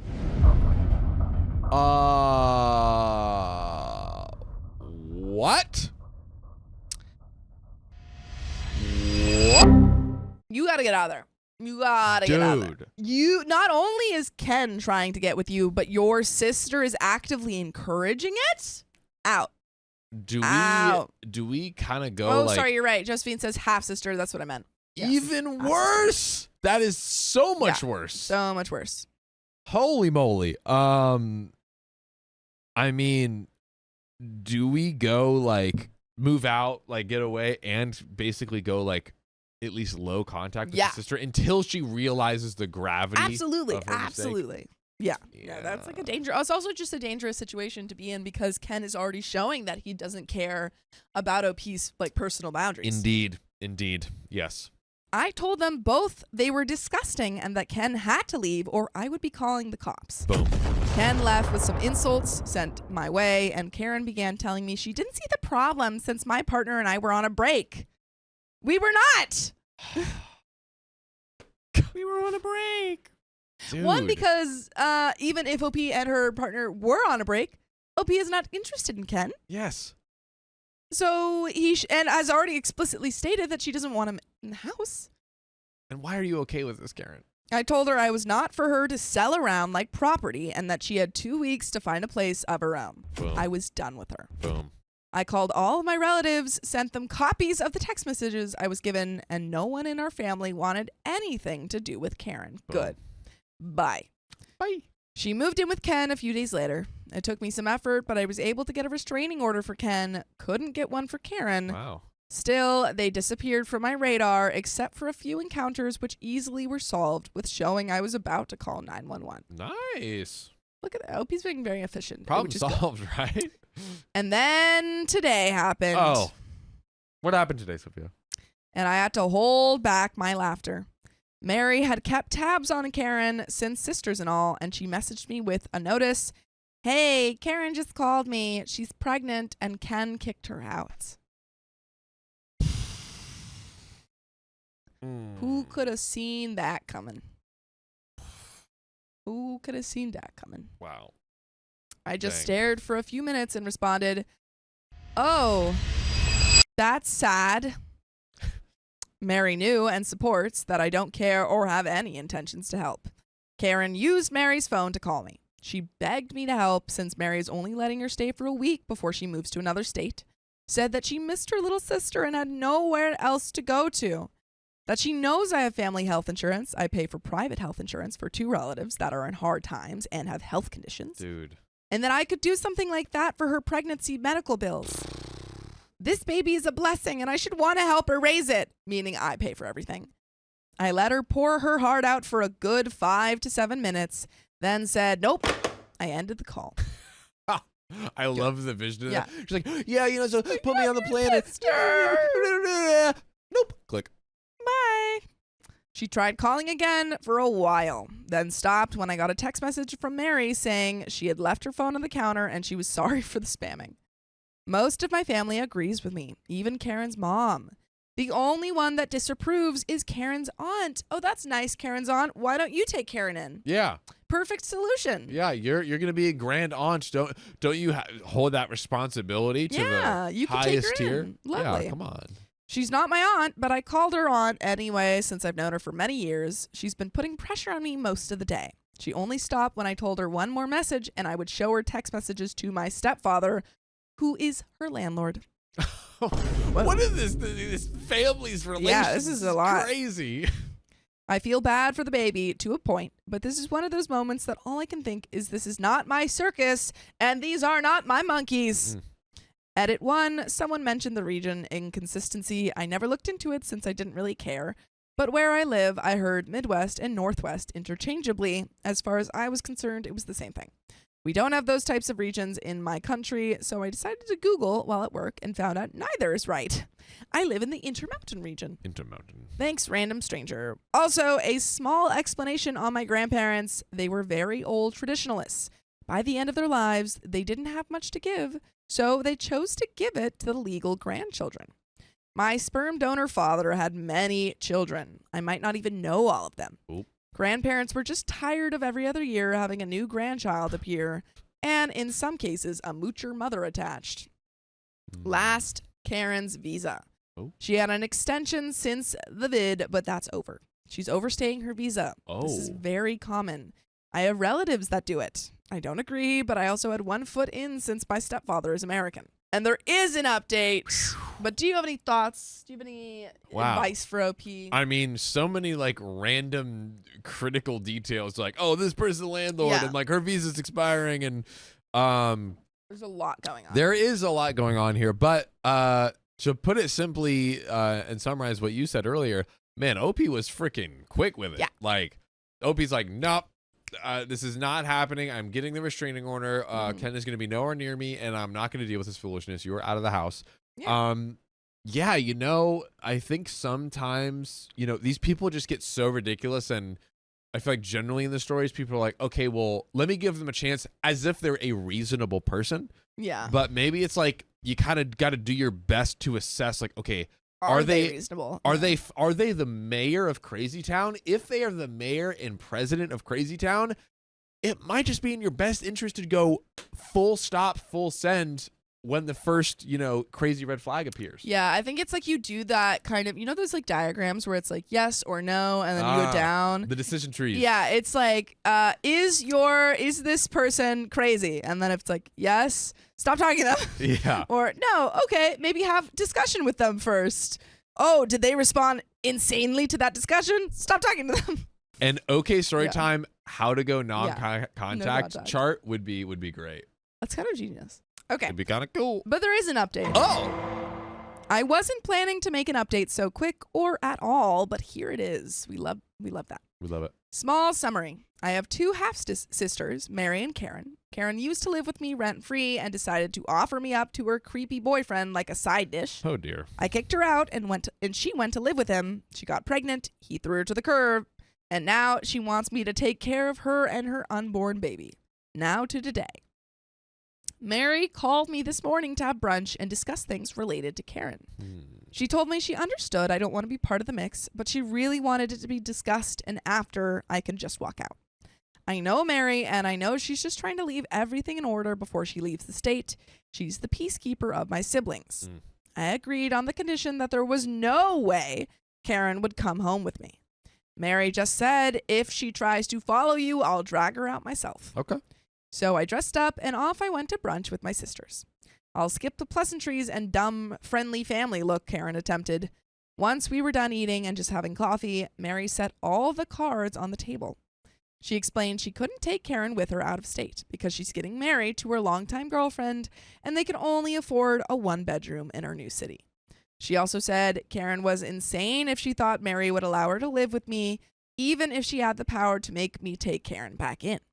That Karen was lucky she even let her stay with her for the last few days.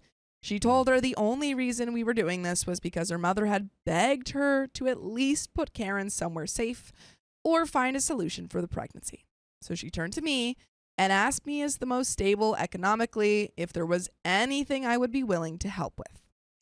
I might be an a-hole for this. Feel free to roast me. But I basically said I would only give money for 3 things. 1, a termination and a hotel room while she heals from it. Damn! Oh, we're going straight for the thing. The jugular. The freaking jugular. 2, a ticket back to home country so she can live with her mother or aunt and get free health care. That's actually... Why did we start with that? Why do we start with 1? Okay. 2 is so reasonable. I just love... Yeah. I feel like OP's just like gives no craps. No and it's just like... Yeah. There it is. She's like, 1, a ticket for her funeral. Yeah. Well, listen, you might think I'm the a-hole, but ticket for a funeral. Yeah. I don't care. I'm OP. 3, a ticket to her eldest brother's home country so she can live with him because I know he will take her.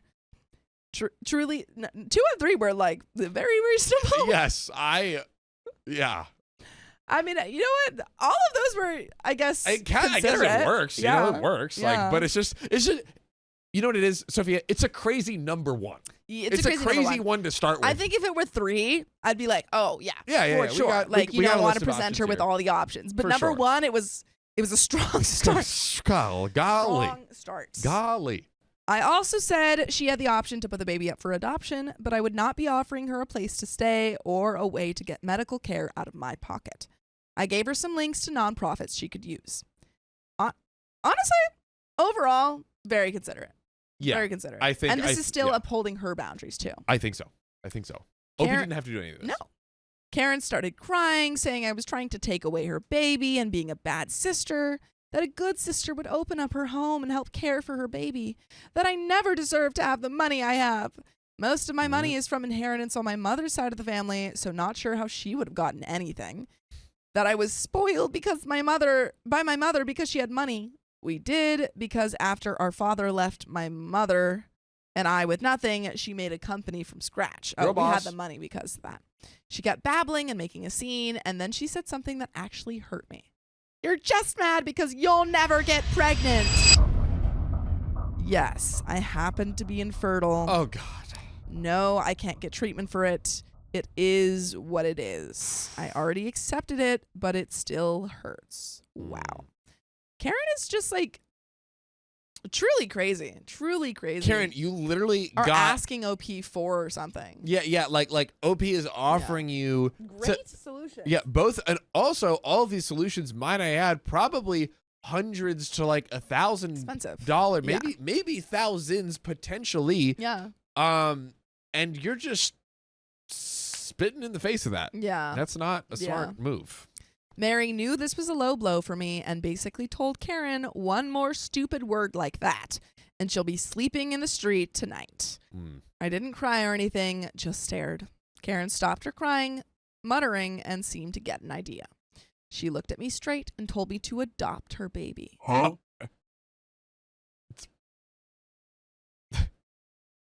What? I laughed at that.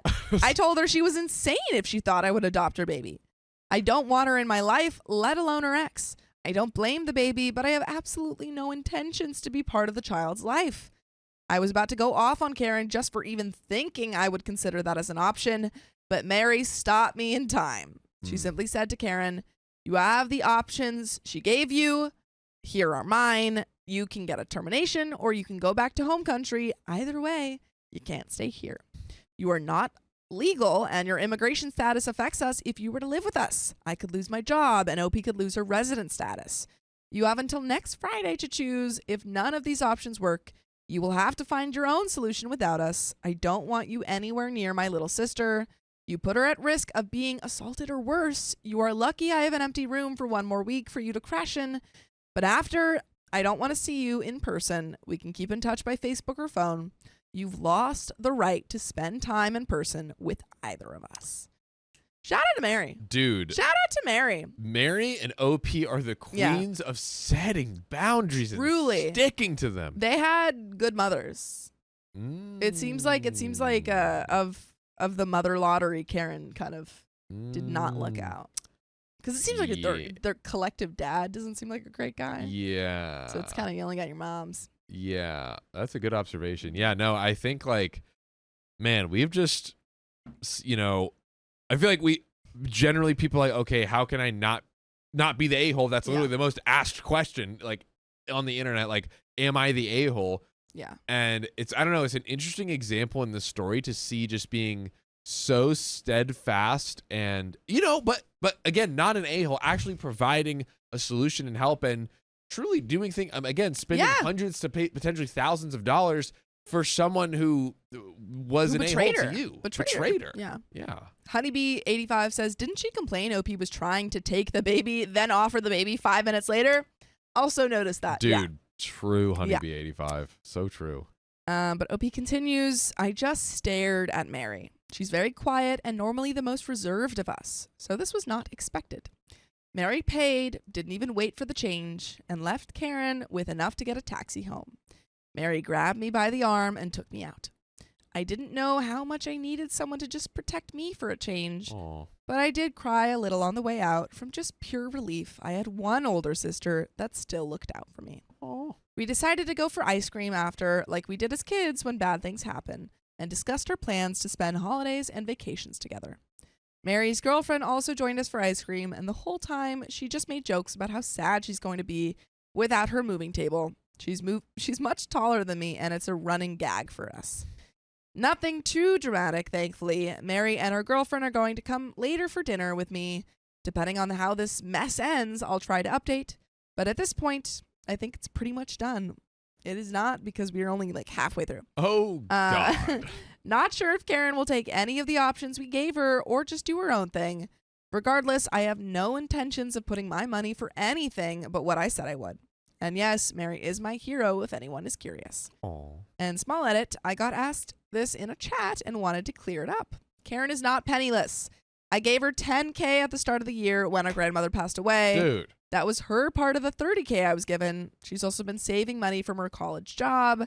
I worked at the university about 4 years ago, and I was getting $9 an hour.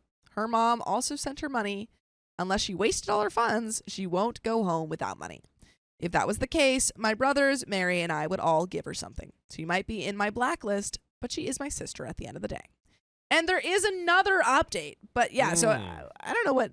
I think maybe Karen just wants someone else to kind of look after the baby. Karen is like, oh, talk to us. She wants full responsibility. Like she wants full credit, but no responsibilities. Yeah. Yeah, I think so. Yeah, I think so.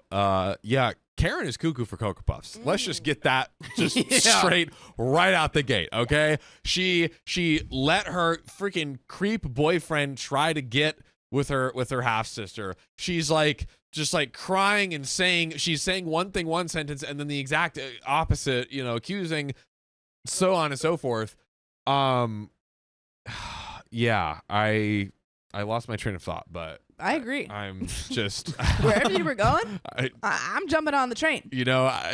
Karen is just. Oh, I was gonna say, I truly think that it should be like her home country has free healthcare. Yeah, get the ticket on the plane, take your savings, and go home, presumably to your parents. Mm-hmm. Or your brothers. Or your brothers or other family who lives there that you could try, at least attempt to live with one of them. The people I think we're in America here. I think so. We're gonna guess so for the sake of the story. They not effing with you like that. No. Nobody is gonna take you in. And also, in America. She's not like her documentation is run out. She doesn't have a visa. You don't have legal residency anyways. Yeah. So it's like why are we staying here? What are we doing? Go home, take the free plane ticket and the free healthcare. Yeah. And go. Just go. Go. Bye-bye. But there is a final update Oh, I don't know how final it is, but Oh. we're going to find out. we're gonna see. Karen has made her choice. Ooh. Final update. What choice? As I mentioned in my last post, my sister Mary and I gave Karen a couple of options for her unplanned pregnancy. The options were a termination on her pregnancy, a ticket back to our home country or to our brother's home country, or she can figure a way to keep her child or put the baby up for adoption. She had until tomorrow to choose, since Mary leaves on Saturday for the East Coast. Well, Karen chose none of the above. Of course. She decided to make life so difficult, she is now arrested and Oh. more than likely will be deported. Oh, wow. I wasn't expecting that. Okay. Left field. Okay. When she could have gone home, had a free flight and free healthcare. But she got jail instead. Let me explain what happened. Please. Tuesday, Mary decided to leave for a nearby national park to enjoy it one last time before she moves too far to drive there. She left Karen with a key and some money. Big mistake. Mary and her girlfriend returned yesterday and found out all the locks in their house had been changed. Stop it. Stop it. Get some help. To make it worse, Ken, Karen's supposed ex, had moved into their house. What? I know Mary should have seen this coming. Should she? Should she have? I mean, I don't know if I would have left Karen there, but like I wouldn't have seen that coming. I mean, it's a wild. But they grew up as best friends. They used to be closer to each other than anyone, myself included. Obviously, police were called, and it was just a major mess. Karen and Ken claimed it was their house. Mary and her girlfriend kept telling them, no, it's not. It's not even Mary's house anymore. It was sold, and the new family that owns it arrives on Sunday. Realtor was going to give them the key. The police officers were so done with this mess before it even escalated and asked everyone for their IDs. Ken, Mary, and Mary's girlfriend all had their IDs. Karen only had an expired passport. Karen got arrested on immigration charges. Ooh. Ken got arrested on charges related to breaking and entering, Ooh. and some others, I don't know for sure. I got the secondhand from Mary while she was basically about to commit a unaliving felony, had it not been for the officers present. Oh my God. Today I got called about my sister. Her lawyer said she claimed to be my surrogate and that the baby in her was actually my child. Oh my God. And then Opie goes, I literally have proof that I'm infertile. Dude. Shit. What? You can't put that on OP. Yep, she tried this. I told the lawyer that I was not looking for a surrogate or adopting a child. I am already fostering and have no space. And that my sister got pregnant by accident with Ken. He asked if I would be willing to foster her baby since the child would technically be American. I said, absolutely not. Hey, the kid's American. Dude. Yeah. Why don't you just take him? You want to raise a red-blooded American child? We got a fresh American here. You know what? You'd be crazy not to raise this little American. Dude. He tried to work things out with me, explaining my sister will most likely be deported otherwise. I just told him, if that's the law, then that's how it'll be. Yeah. I asked him to please not contact me about her anymore. As far as I am concerned, the only family she has is in our home country. Aside from the scare and new locks, Mary is okay. The realtor has copies of the new keys for the family that owns the house. And now my sister and I are planning to have no contact with Karen. I don't know what exactly will happen to Karen, nor do I care anymore. Now, not even aunt in home country wants anything to do with Karen, and even apologized to Mary and I. Good. Finally, she sees. As for Ken, well, who knows? I hope he goes to jail, but if he doesn't, I couldn't care less. Ooh. I now feel like a massive boulder is off my shoulders and can just focus on work and teaching my foster daughter about Star Wars. Nice. Who's your foster daughter? Yeah, What? I feel like The foster family? no. Because remember, Is OP, she meaning host family? I think so. A few sentences ago, Yeah. she was like, "I didn't want the baby. I already am fostering." So I think my understanding of that was that since Oh, maybe yeah, since I am OP already can't have fostering, kids, OP is fostering kids as Oh, yeah, because she did say earlier she has a foster family. But then I got confused because she said that she was like a student. And so I was like, what? What's that? yeah. I guess, So but then I was like, she host family? she is the one that is Got you. the foster mom. I understand. I believe. I see. That's my understanding. Flame me if I'm wrong. Let me know. I think you're right. I think I'm right. 2, Pinky D. Slater says, no, she's fostering a child. She is adopting. We have already watched all of the original trilogy, and we have a Clone Wars marathon planned for the weekend. Fun. Let's go. I want to thank everyone who sent me well wishes to my sister and I, Sister Mary and I, also to the people that share advice. I am so glad I took it to heart. This has probably been the worst roller coaster family mess I've dealt with since my parents' divorce, and it came absolutely from the one person I suspected the least. Can't say I have any entitled stories aside from this, but this is a pretty good one. Pretty good. Karen was once actually a very good sister, but I guess when money and comfort are involved, people change. Small update that isn't worth a new post. Karen was offered to leave the U.S. willingly, and she will face no negative effects for her status. Wow. I mean, Where is she from? yeah. People are saying Europe in chat. Yeah, which makes I sense mean, with it's the free healthcare, yeah, maybe. it's probably why I the could see that. deportation was so easy for her. That's true. She called my mom to Canada. see if she can convince me to give my sister the money for the ticket. Mary and I agreed to pay the ticket on the condition she never again contacts either of us. Ooh. Her mom is aware of this and basically told me that Karen will have to find a job within the month she arrives, or she'll be in the streets. As for lawyers and stuff, I have my own immigration lawyer aware of the mess, and he told me the only way the surrogate ploy would work would be a DNA match or a contract. None of that is around, so I'm safe. Mary booked Karen for her trip back on Friday, and good riddance. Let's go. Woo! Let's Sister came go. back via the power of the internet. I forgot to link the post since life has been messy. There's another update. Oh. Oh, Lord. There's another update. Update 3 entitled Sister Strikes Back, which I think might be influenced by OP's watching of Star Wars. Oh, that does That sound title, like I an mean. influence. But the there title. is an update. Yeah, that is true. But do you have any thoughts? Yeah, I think good on OP for navigating it and figuring, going to the solution. Just what a crazy journey we went through to get here. Yeah. When it could have just been like, hey, I'll buy you a ticket home, and then her being sure. Yeah. And instead she got forcibly taken home. Dude, wow. And I'm also glad that it was OP and Mary that both jointly paid for it on the condition they contact neither of them, right? Yeah. Which is a great solution, and also like a pretty cheap price to pay, all things considered, for getting a crazy Karen out of your life. For trying to freaking steal their place. Dude. Yeah. Like they could have pressed charges. And falsely say that, oh, she's actually the Yeah. mother of the child and I'm like the surrogate. Wow, just insane. Just really crazy moves. Yeah, I think what was the part? I feel like there was some part where she was like, maybe I don't know if it was she was my sister after all, or I wanted to talk to her more. I might be misremembering some part of it. Because I know she said we're doing this to go no contact. Yeah, I think it was. It was earlier. It was saying that was earlier before the whole changing locks fiasco. Yes. But she was saying if she has money, but if she really needed money to stay off the streets, I would give her that money. Yeah. Which maybe that's not the case anymore. We don't know. Yeah, I don't know, but I'm just glad, all in all, that OP is basically setting the hard line of getting Karen out of her life. I agree. And you know what else I hope that you agree with me on? What? The air is really drying out my eyes.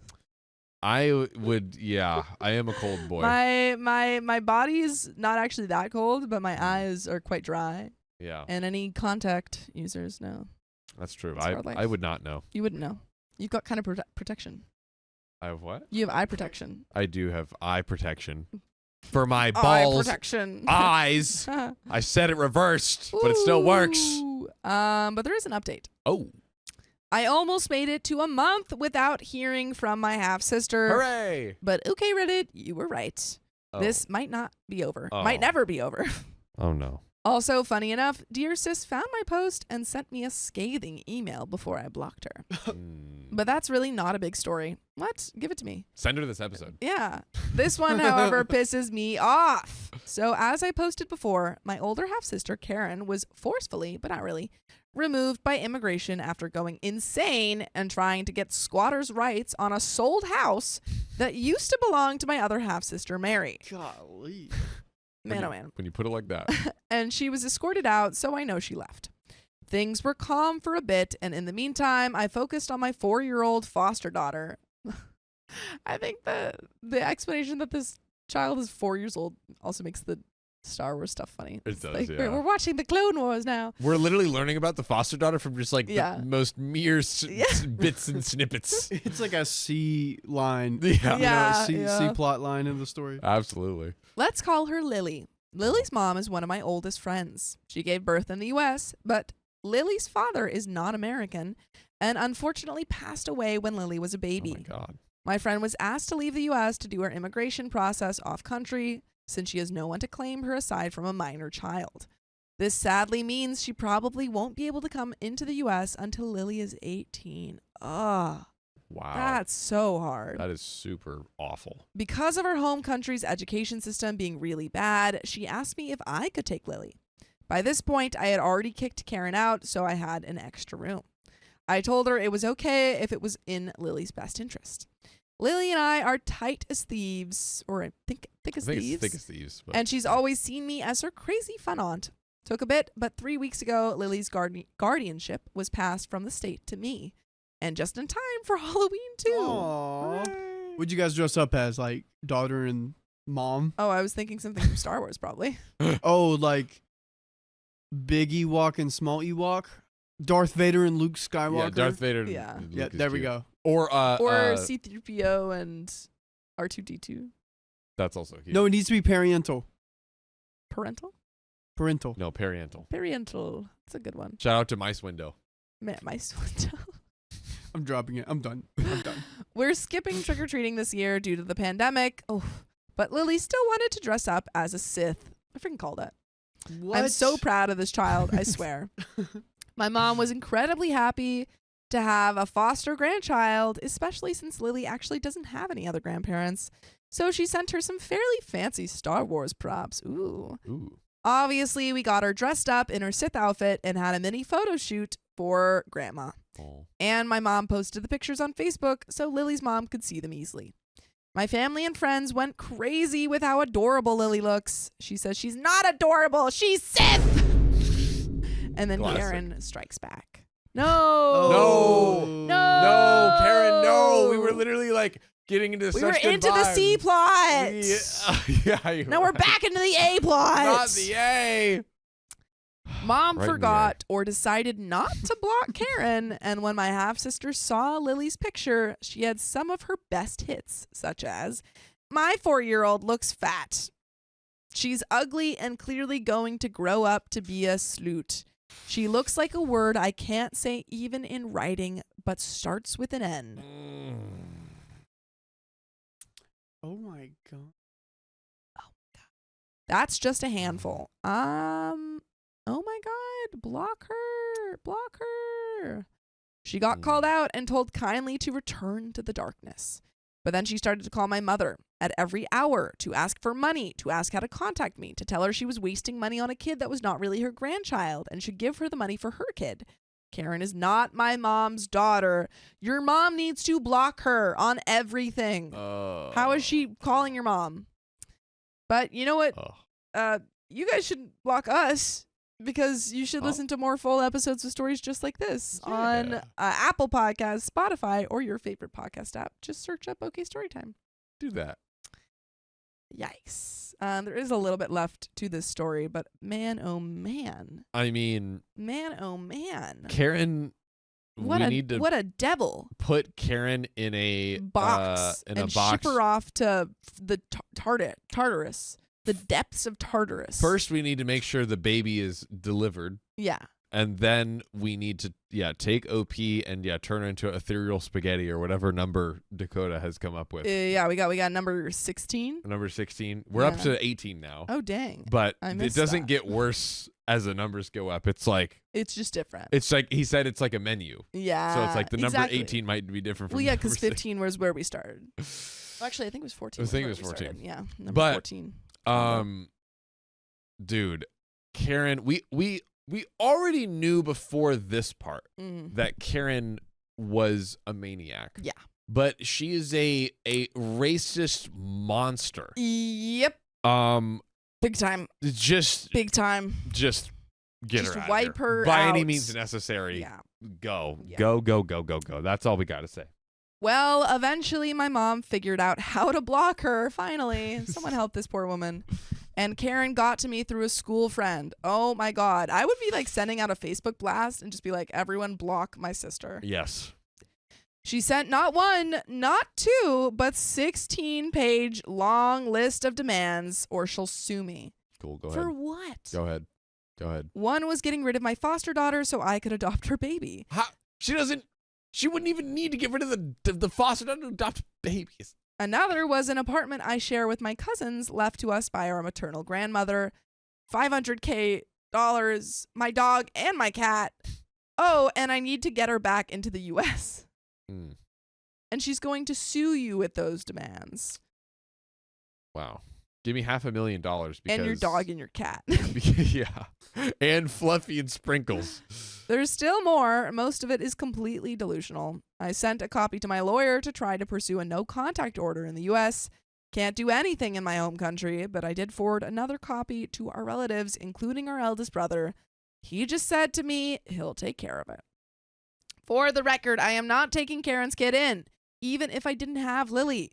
Her ex was recently released and has already caused problems for other people. Luckily, he's keeping away from me. And to clear something up, Karen isn't penniless. I divided with her and Mary $150K inheritance in equal parts. She also got money from her stepfather when he passed. In our home country, she's actually well off. The only reason I never charged rent or asked her for money was because I knew the tuition price was going to be very high and didn't want her to have to take a loan like I did for a time. But I bet you 10 milli% she did not even save up for that. No. That's not on her radar whatsoever. No. But But- that is the end of that story. Wow. Dude, she got $41,000. Yeah, that's insane. From that. Dude, Insane. And she got stuff from her stepfather. And so, yeah, she got more than $41,000. And listen, And I could know probably get child support if she really needed it. probably get child Yeah. support. I know America and all the things and the healthcare and the school and everything, absolutely. But there are people that do not have $41,000 Yeah. that was given to them. Yeah. And have to live Okay. off of That. Yeah. Yeah. So, oh my God, the audacity to go to all these people and be Yeah. like, oh, give me the plane ticket and give me this and give me that. Yeah, when like, you have money, dude, you were what did you get do a with job. it? What did you do with it? Literally, Yeah. if you just even got a minimum wage job, you're up. Minimum wage job. You live with your family members who have all offered Free healthcare, free in your housing home and free country. healthcare. Literally, she has the world made for it. Yet Yeah. she demands to the point where she will get arrested. Yeah. Demanding people give it to me. Crazy. Oh my gosh. Wowee. So that's another story, but is that the end There of this is another episode? story.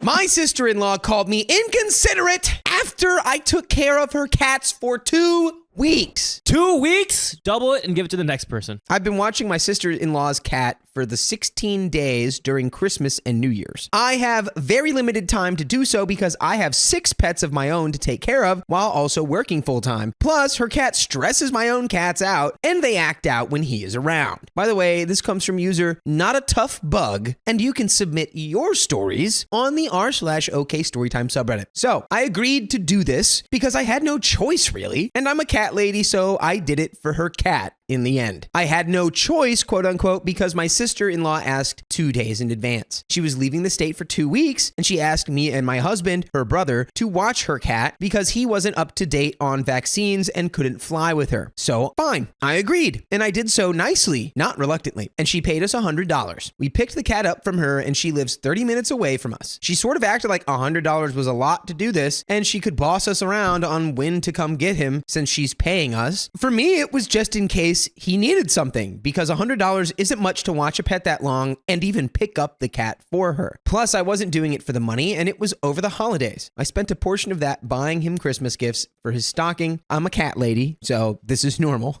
Anyways, she was supposed to pick him up Saturday. She ended up taking a super late flight back home instead and told my husband she'd pick him up Sunday. We were supposed to get a lot of rain and wintry snow mix on Sunday, and last year at this time, we were snowed in from the ice storm for over a week. We offered to bring her the cat Saturday night to her house 30 minutes away when she got in. And she got upset and told us, no, she's getting in too late and will come Sunday. Her cat has been in his own room crying and scratching the door to come out. I give him attention and do let him out sometimes for a bit, but I have my own pets. I didn't want him to be stuck in a room alone for another week crying, which is the only reason we offered to take him to her. So my husband said, just come in the morning then. And she said she's going to come at 6 a.m. Sunday, trying to be spiteful because 6 a.m. is absurd, but whatever. And he laughed and told her, okay. So we're expecting her in the morning. We're in bed, and at 1 a.m., my phone is going off with alerts that someone is at the door. I open it and see on the camera she's outside our house with a guy she's been dating, telling him that he'll have to take his shoes off when he comes inside because we don't wear shoes in the house. She says it to him as if we're weird/embarrassing people for that. Meanwhile, I am in bed, my husband is asleep, and I look like crap. My friend actually passed away just 2 days ago, and I've been crying a lot, not showering, not brushing my teeth. Well, yeah, not brushing my hair. So yeah, no, because you're literally in grief. You're grieving. That's crazy. Yeah. So I'm not in any place to be answering the door right now to this random dude I've never met. If it was just her, then that would have been fine, but this random dude works at the same company as me, and given the line of work I do, our paths will cross soon. I care a lot about my career, and I work very hard to maintain professional relationships to ensure we complete all the technical work that is needed, so I didn't want to answer the door for the first time to this guy with oily, tangly hair, red eyes, no makeup, in my pajamas. I mean, honestly, you shouldn't want to answer the door because she told you she'd be there tomorrow morning. At 6 a.m., not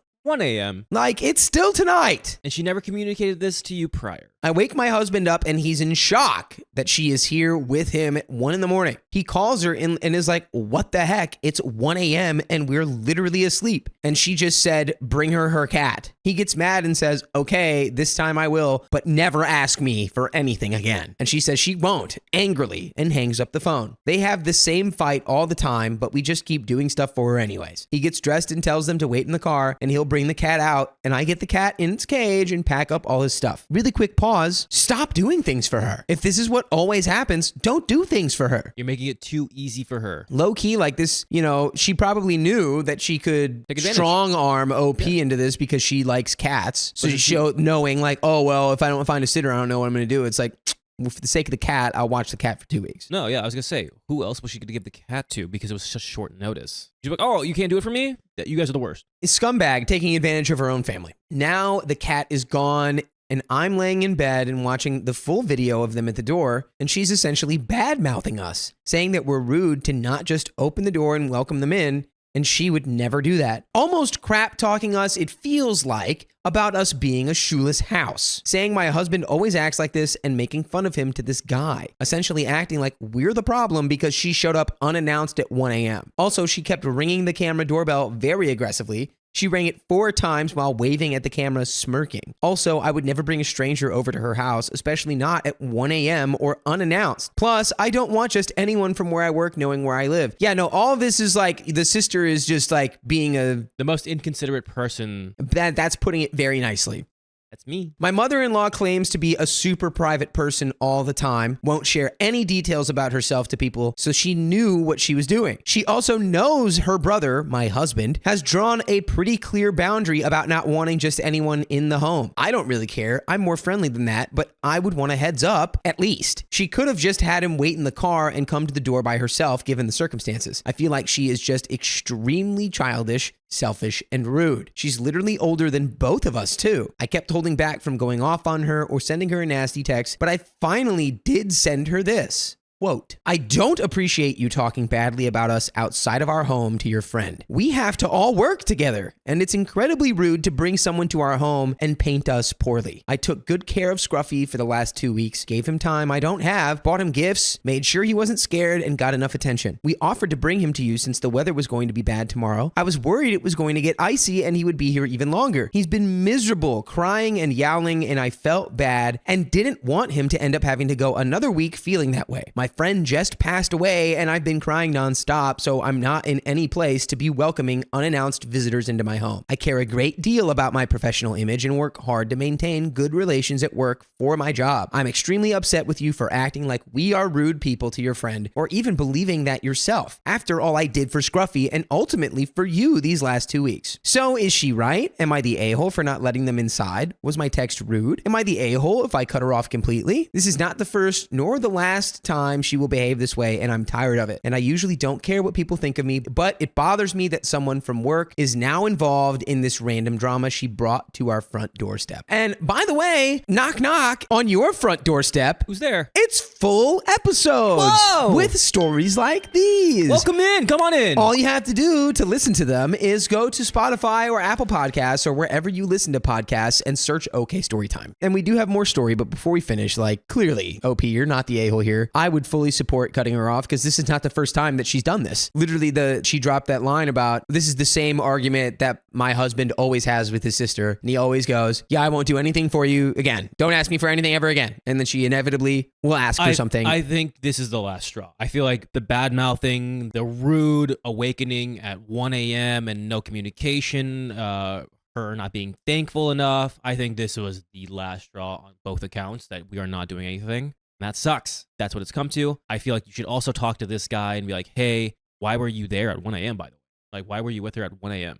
Kind of weird. I'm sorry that's not how I present myself, but it was 1 a.m. in the morning. Yeah, I would also say probably, I know you mentioned your professional image a lot, but I wouldn't worry about it. It's one guy. I feel it's one situation where it's the drama is, I don't think he's going to be like, oh, wow, my boss or my coworker, whoever you are, is so dramatic. It's what I'm worried about is the sister is going to paint this family and OP as, this is who they are. They're scummy. They're so weird. I feel like in the moment, the dude's like, whatever. So her response was as follows. Thank you for taking care of Scruffy while I was away. I did not agree with y'all asking me to pick up Scruffy last night, knowing that my flight was arriving at midnight. I felt like Scruffy wasn't wanted there for just a few more hours for me to pick him up in the morning. Y'all didn't think or care about my safety and how tired I must be from traveling and working on the house before leaving. Again, I wasn't surprised with your selfish and inconsiderate requests, as always. Dude, you're so cut off. I even paid y'all to take care of him and provided all his necessary items for his stay. Yeah, you pay people who take care of your pets. What are we talking about? My friend was caring enough to pick me up from the airport so late, who lives further than y'all, and even take me to pick up Scruffy. Also, Scruffy has nothing to do with a friend dying or whatever situation's going on at your house. Bye.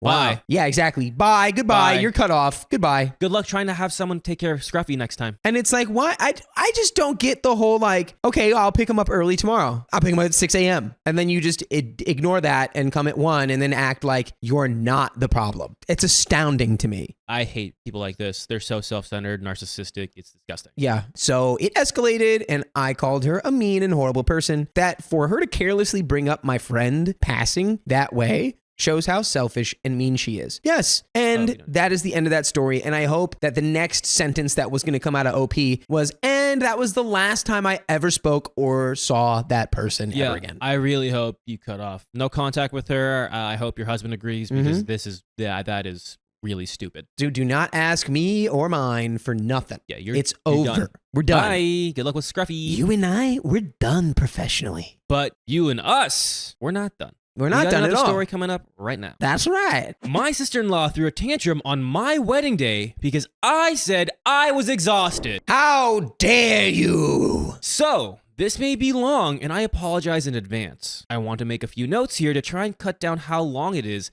and I am really not the best storyteller. I'm from the UK and my husband is from the US. We got married in the US without any of my family attending. By the way, this comes from Deleted, and you can submit your stories on the r/OK Storytime subreddit. It was at my sister-in-law's house per her request, as we did plan to have it at mother-in-law's house as her garden is giant. But sister-in-law said if that doesn't work out, you can always have it here. We paid for everything, but the only thing we didn't pay for was the arch that my father-in-law made and the flowers that my mother-in-law did for us. I have severe social anxiety, and being around large groups of people is difficult for me, especially ones I do not know. All his family knew this, as my husband had told them prior to my arrival. I had never physically met my husband's family before I flew over to get married, other than on several video calls, and all seemed fine to me. I kept in contact with sister-in-law and mother-in-law throughout the whole planning process. Sister-in-law was my maid of honor, which I didn't require anything from her at all to do. I wanted to include all my husband's close family because I knew how much he loved them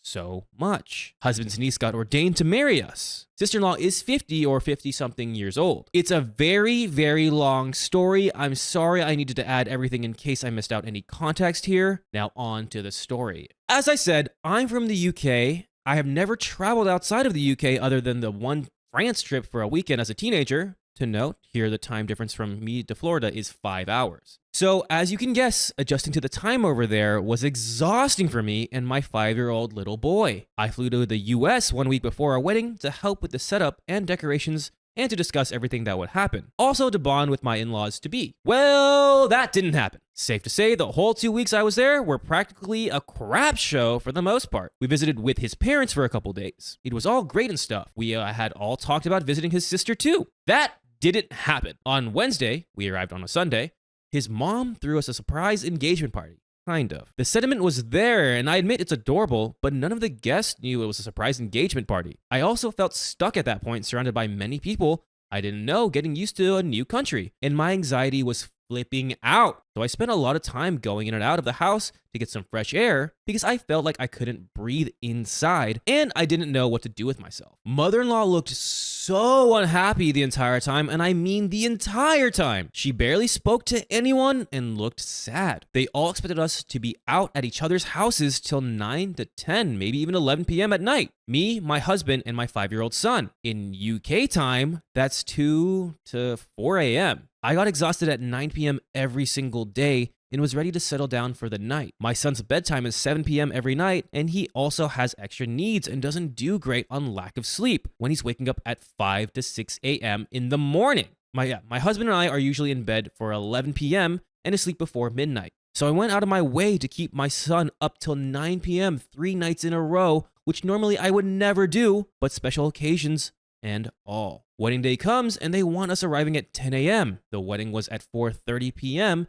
Very minimalistic, nothing much to do. Took over an hour, around an hour and a half, to get all set up with all of us there. On our way, we picked up the cupcakes. We didn't want a wedding cake. Neither of us are a big fan of cake, so we had cupcakes for our wedding cake. We got there, started setting things up, and my husband had to go here, there, and everywhere in the car for food and whatever else they asked for last minute. He was gone from 10 a.m. till around 3 p.m. I didn't see him all day until I saw him at the arch to get married. That's usually what you're supposed to do on weddings. Yeah, it's usually maybe that's an American thing, or I feel like, is that a universal thing? I don't know. Let us know in the comments because we have not gotten married, but from the marriages and weddings I've been to, you don't usually see. Yeah, it's supposed to be like, oh my God, I can't believe how good you look in that. And then the husband cries or the groom cries when he sees his beautiful bride. You're so beautiful. It's like looking at the face of God. All went well. I was all over the place helping set up and whatnot. Nothing bad, just getting exhausted, socially especially. Sister-in-law was amazing this entire time. She let me use her shower, and my husband's niece did my hair, and it was all great. They all helped me get ready. We did the marriage thing and started the reception. I couldn't connect to the speaker to put the playlist on that I had chosen for our wedding, so I sent it to his niece, to which then she decided if she didn't like the song, she'd skip it. Which, if music is your thing and holds your vibe, then you know that this isn't flying very well with my vibe. But I continue on. It's not my house. Who am I to argue? Then everyone watches football. I tried to get engaged. I know nothing about American football, so I couldn't. It gets to 9 p.m. and all the guests that were invited have left. The only people who are left are my husband's family. I am exhausted, socially and physically. My son is exhausted socially and physically as well, and So is my husband. This is when everything went so very wrong. I get changed out of my wedding dress and into the dress I wore prior to my wedding that day. We were trying to tidy up to get ready to go home, asking sister-in-law where she wants us to put the food and cleaning up our mess before ordering an Uber. But no one was listening and no one cared what we were asking and saying. I got all my stuff together, and when I did, that's when she cared and started to listen. She shouts to me across the room, "Are you leaving?" I say, "Yeah, we're exhausted." She then screams at me in pure disbelief, "Are you seriously leaving right now?" Mind you, we've all had a few drinks at this point. So I reply with, yeah, we're heading out. I'm exhausted.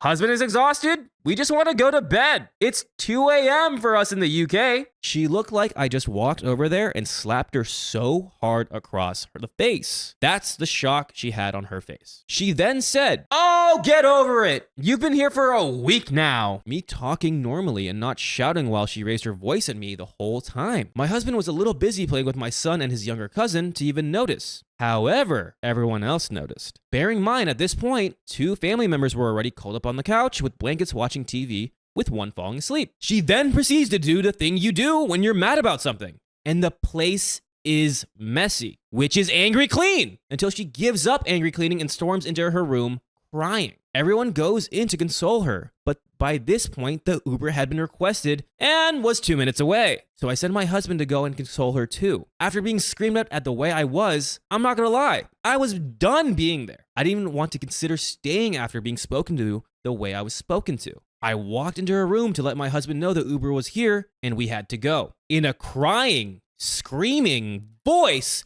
she then told me the Uber can just leave. The Uber can just leave? Yeah, like that. I said, "Why are you crying? I was still there for 1 more week. We had the whole week to hang out." To which she replied, "I'm busy all week. I don't have any time to spend with you." Now, to make a point here, she knew I was there for 2 weeks and has known that since January. We got married in December. She wasn't crying because I was leaving. She was crying because she knows her brother is moving over to the UK to be with me. But both her and mother-in-law were acting like it was happening then and there. Like after we got married, they'd never see him again. It's now June. He still isn't living here, and they all knew he wasn't moving over right then. But she really screamed and tantrumed because we left at 9 p.m. on our wedding day. Again, we're exhausted. Wait, just get over yourself. Who are you? I understand the work she's put into this with being at her home, and she offered for us to use it and whatnot. Her husband then refused to give us our wedding video unless I apologized to her, as I could have chosen to stay longer to make her feel better. If all that being true, I could. But who wants to stay around someone screaming at you and throwing a tantrum, crying because you're leaving your own wedding? What kind of vibe is that to be around, especially as exhausted as I was? By the way, we have an exhaustive library full of episodes with stories just like this. Just go on Spotify, Apple Podcast, or any other platform that you listen to podcasts and search OK Storytime. But let's find out what happens in the rest of the story. I understand that we could have pulled her aside and let her know, and we didn't, and that's our bad. But to even pull us aside and talk about it, either because more than likely I would have stayed, or if she'd had a conversation with us about how she was busy, or she'd prefer if we stayed a little bit longer. I still don't have my wedding video. I did apologize for how things went down, and if I made anyone uncomfortable. I didn't keep the photos from anyone, even though I could have. I do very much regret my wedding day. I was very broken afterwards, and my husband still hasn't recovered, and despises that his sister would do something like that to him, especially on his wedding day. He was very angry and very upset about it. I did enjoy Universal and Hogsmeade, and Gatorland though. P.S. Feel free to skip any unnecessary info. I feel bad for OP because your wedding day is supposed to be special and you're supposed to cherish it, and I feel like that's the cherry on top that you can't cherish it. Yeah. Oh, we had our wedding. How was your wedding, love? So we had the wedding. It was great. Then they watched American football for like 7 hours. And then my sister-in-law now is crying because I'm leaving because I'm tired. She did the angry clean. I can hear it in my head right now. I can hear all the glasses being set down too hard. Like it's like, shh, like throwing it in there, like, be careful. And then she's like, ha! And then she just goes, wah, my brother. And it's like, just be happy. Can you just be happy for people on the day that's supposed to be theirs? That's the end of the story, guys. My mother-in-law skipped our wedding day and then blamed us for ruining her special day. How dare you? Skip. Yeah, oh, was that your wedding, mother-in-law? Was that your special day? Skip. Originally posted in our Just No Mother-in-Law. I posted there about another time she wished autism on our son. And that post I'm got... gonna skip that too. What the hell? Yeah, okay. That post got pretty popular. I ramble a bit and can be all over the place. Sorry. Cast. Mother-in-law, Karen, sister-in-law, crazy sister-in-law, sister-in-law 2, my other younger sister-in-law. Hubby is my husband, stepmom is stepmom, stepfather is stepfather. By the way, this comes from user Selenophilic Sapphic. And if you want to submit your story, go ahead and do it over at the r/OK Storytime subreddit. So, bit of background. This happened pre-pandemic around August of 2019. I, 22 female, was 9 months pregnant with our son at the time of our wedding. My mother-in-law is literally a Karen. That's her real name, and she lives up to it. On top of that, my sister-in-law, 19 female, has taken after her mother, unfortunately, and is the same level of crazy. My husband, 25 male, doesn't get along with them either, and they always end up arguing and yelling at each other. Yes, I've asked him why he hasn't just cut them off before. At this point, they have no happy times together ever. It's just incoherent screaming and crying 95% of the time. He says he hasn't cut them off yet because of his other sister, sister-in-law 2, who is 10 female. He loves his other sister, but recently she's turning more and more like her mother as well and pushing hubby away. Mother-in-law has even coached her to make nasty remarks about husband's dad to him, who she didn't even know because they don't have the same father. Now, the story. Sorry for the long background info. I'm American and living in the UK and needed a spouse visa to be able to stay with husband, so we were hastily planning a wedding before our son was born, and I was about to be sent back to America due to my student visa expiring. I needed my new visa ASAP. So it was a little city hall wedding with 2 guests allowed. Since none of my family live in the UK, hubby invited his 2 parents, of course, mother-in-law and father-in-law. Fine by me. His dad is cool, and I could handle dealing with mother-in-law for 20 minutes. When hubby told his mother that he was inviting her and his dad to the wedding, she flipped her crap. She started screaming at hubby, saying things like, "I am not standing next to that awful man. He threatened my life. Oh, I don't want to be anywhere near him for any amount of time. I don't feel safe near him." Note that father-in-law is one of the nicest people I've ever met, and it's actually mother-in-law who has not only threatened father-in-law's life and nearly ran him over in her car, she's also thrown sharp objects at him and physically abused him. Oh, so she's psychotic. So, She's psycho. it seems like maybe it's not her who needs to be scared, but rather him. They divorced many, many years ago when husband was still a kid. She cheated on him.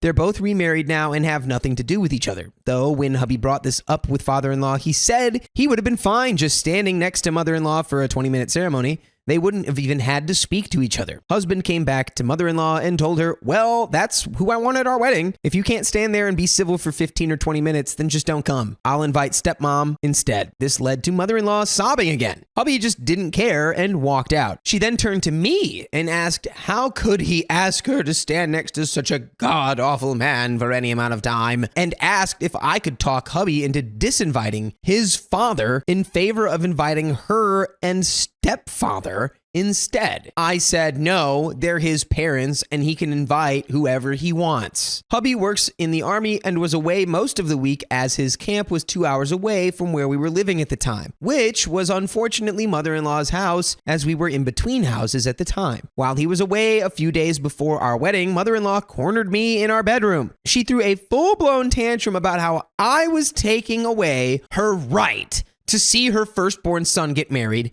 and that this is all my fault. Me, being an overly emotional and hormonal pregnant woman, sobbed back at her that we never uninvited her and that she was still welcome to come. She snapped back, "Well, you essentially uninvited me when you decided to invite hubby's dad." Oh my God. It's like, no, we didn't. And that's you uninviting yourself because you've decided to let someone else's existence dictate what you can do. I said to her that father-in-law has every right to be there as much as she does. And once again, that it was hubby's parents. So it was his choice. I didn't say it, but according to hubby, all the bad things and the abuse that happened was on her end, not father-in-law's. I reminded her that she actually has the chance to go while my dad doesn't have the opportunity at all to see his firstborn get married. He didn't have the money to fly over from America. He would never get to walk me down the aisle. He would never get to give me away. He couldn't even watch. That didn't stop her. I just let her rage at me for another 10 minutes while I zoned out at that point before she stormed out. Hubby wasn't happy when I told him what happened. Skip forward to our wedding day. Mother-in-law has decided to take a effing vacation and is long gone. Now screaming at hubby that how dare we have our wedding when she can't attend. What? She's actually psychotic. Ooh, what? She's psycho. She's unhinged. This She's not living in reality. So this has set sister-in-law off, who is still at the house, and she's in a bad mood, saying, how could we do that to her poor mother? Hubby ended up having to borrow stepfather's shoes with his consent for the wedding. But when sister-in-law saw hubby walking out with stepfather's shoes, she exploded the same way mother-in-law does and shouted at him about what a degenerate he is, and he can't just steal shoes from his stepdad when they aren't home. This led to a big argument with her and husband on our wedding day, mind you. We left the house with hubby pissed off. The nerve of sister-in-law to scream at him on his wedding day over something not only trivial, but something he had permission to do is something I've never gotten over. She never even apologized. The ceremony was short and sweet, but still the happiest day of my life. Nice. Father-in-law and stepmother attended and then took us out for a fancy lunch. Then we parted ways so hubby and I could enjoy the day together. Hubby and I went and got dessert at a nice gelato shop, and it was going well. While we were there, we updated our social media statuses to married. Whoa. Now it's official. Now it's official. This was not a good idea, apparently, because while we were sitting there enjoying gelato, hubby's phone rang, and it's none other than mother-in-law. Hubby picked up, thinking it was going to be her congratulating us, but I knew better. Immediately, she began screaming at us again, which drew the attention of others in the shop, saying, how could we do this to her yet again on her special day, knowing full well she couldn't even be there with us. Confused, hubby asks what we've done this time to set her off. Quote, it was my right to tell the family my son's married, and you took that away from me too. I had to hear from my sister that you had already updated your Facebook status, and now the surprise is ruined. I already couldn't come because she, referring to me, didn't invite us. Hubby just hung up. She is fake AF. She tries to act nice, but I can still see the resentment she has for me because apparently it was my fault she couldn't stand next to the man she cheated on for less than 20 minutes for her son's sake. I just want to cut her off, but hubby keeps saying yes when she asks to come over. I ask him why, and he just says, I don't know why I keep letting her in. It's because it's your mom, dude. That's easy. That's your mom. It's hard. Just block them. I'm at this point, I'm just blocking. At least the mom. So now she's coming over this weekend. And quite honestly, I might snap at her for the comments she made about our son. No happy ending. She's still in our lives because husband can't cut her off for some reason. Maybe it's just because she's his mom, despite the fact that all they do is fight and leave him pissed the rest of the day. But you know what you can do for the rest of the day? What's that? As you can listen to full episodes with stories like this, all you have to do is go to Spotify or Apple Podcasts or wherever you get your podcast from and search OK Storytime. And there you will find limitless podcasts for you to listen to. Anyway, the story is almost complete. We've kind of made our piece here about what we think about the mom. I know, but the fact that husband is still okay with contacting his mom as OP, I'd have a conversation. Maybe, I don't know if it was set as low contact, but I would be like, she's calling again. Don't pick it up. Like, I would be like, oh, she's calling. Don't pick it up. Please don't pick it up. Please don't pick it up. Hello? Don't. What did she say? She said stupid stuff. Like, I don't know. I think at the very least, you need to, like, if you are still going to maintain contact, like, you can't entertain the lies. You can't entertain the right. I think you put your foot, like, put it your foot needs down. to be like, hey, she starts blowing up at you and starts yelling and cursing. It's like, hey, I'm hanging up and you can call me back when you calm down. I expect there to be fighting when she comes over, to be honest, but I've made it clear I am not going with him when he goes to visit her, and neither is our son. He can go alone. She undermines our parenting, and our son always comes home ill after being over there. I would never force hubby to cut her off. I don't know how a mother-child bond feels, as I didn't have a mom. I can't even imagine how he feels. Thank you if you made it this far. I'd love to hear y'all's mother-in-law wedding horror stories, and hopefully yours has a happier ending than mine.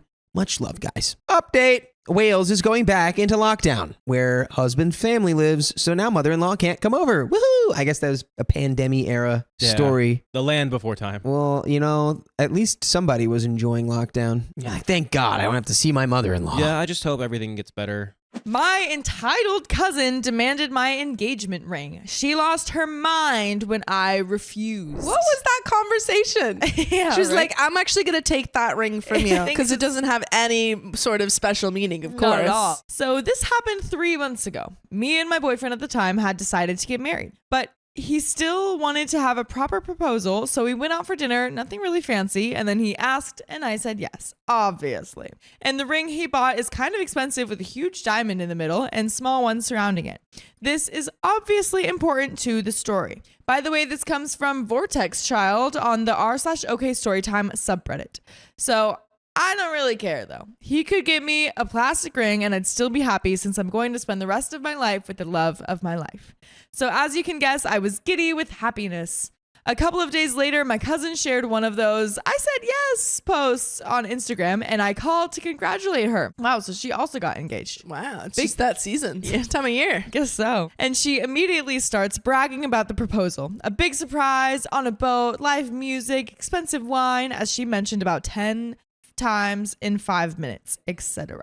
Then she says we should meet up with our other 2 girl cousins. We normally get together once every few months anyway, so I agree. We'll get together and celebrate both our engagements. So the day comes and I do all the preparation as we're meeting at my place.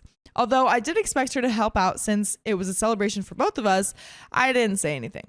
So the 4 of us are sitting in the living room and the cousin once again starts telling us about the proposal, which all of us knew about as she had told every one of us this story already. But we listened to her thinking she is just so excited that she wants to talk about it all the time. It's fine. But she also keeps bringing up how her diamond ring is just not her style and how she would rather something more appropriate, whatever that means. Then she asks me how my proposal was in this condescending way. I tell her that it was nothing fancy, just dinner, and he pops a question. My other cousins thought it was sweet since they knew I didn't like big surprises and over-the-top proposals. But the entitled cousin gets this weird look on her face and says, "Guess he had no money left after buying that ring." Points to it with a judging look on her face. No wonder he didn't do anything special. If you weren't focused so much on the size of the diamonds, maybe you would get a special night like I did. I am out of words. I didn't expect this at all. My other cousins are just looking at one another and then to me as if saying, "Oh, WTF just happened." I tried to explain how I didn't like big events, so my night was special enough and that I didn't ask for any kind of ring and my boyfriend just picked something himself for me and I'd be fine with any other ring he gave me. And she says, half jokingly, "Why don't we switch then, since you don't care anyways?" I decide she's joking and laughing and say something along the lines of, "Yeah, sure, why not? It's only an engagement ring after all." I'm not really sure what exactly I said as I was still trying to figure out what the F I had just been dragged into. She laughs and says something like, "It would look better on me anyways since your fingers are all chubby." Literally stop talking. This girl sounds like the most like superficial person I've ever met. She cares about like what happened around, like what happened in the proposal rather than like the meaning of the proposal. Yeah, it and seems. also is like talking about how much she hates her ring. Yeah, and then likes the other ring and thinks it doesn't matter because it's just the looks. Oh my gosh, this is just so crazy. I'm a chubby girl, so yeah, my fingers are a little thick, so I'm offended, obviously. I do feel bad about my weight already, so her bringing it up as a joke was annoying as F. One of the other cousins, who is 8 years older than us, realizes I'm about to explode, so she interrupts and changes the subject and asks about the wedding plans. And the ring issue is over. Or so I thought. Entitled cousin talks about how her wedding will be the dream fairy tale wedding, etc. And when they ask me, I'll say we'll have a small ceremony since we want to go to a tour around Europe and want to spend the minimum on the wedding in order to save more for the tour. The entitled cousin just chuckles and says, "You don't have to pretend with us, sweetheart. We're family. There's nothing wrong with not being able to afford a nice wedding." Oh my gosh. I think I told her to stop talking. Dude, that's so insane. To anyone, even to your family, even if you're comfortable, like that's so rude. It's so incredibly Oh rude. my gosh. And calling her sweetheart with it too. Dude, pow, pow, pow. Ow. That's what I would do. Pow, pow, pow. Don't call me sweetheart. I just snap at her. And I say, "I'm sure someone with enough money to buy a huge diamond also has money to have a big wedding. We just don't want to spend money on something as extravagant as a horse-pulled carriage." She wanted to get one of those for her wedding. And it's not like me to brag about money, but I knew this would affect her the most. After this point, it was just the two of us taking digs at each other while the other cousins try to find a middle ground between us. This continues until the two cousins decide it's time to leave. I expected the entitled cousin to leave with them, but she stays behind to help with the cleaning up, but I don't buy it. After we see them out, the entitled cousin pretends to help me while still annoying the F out of me until I clean everything up.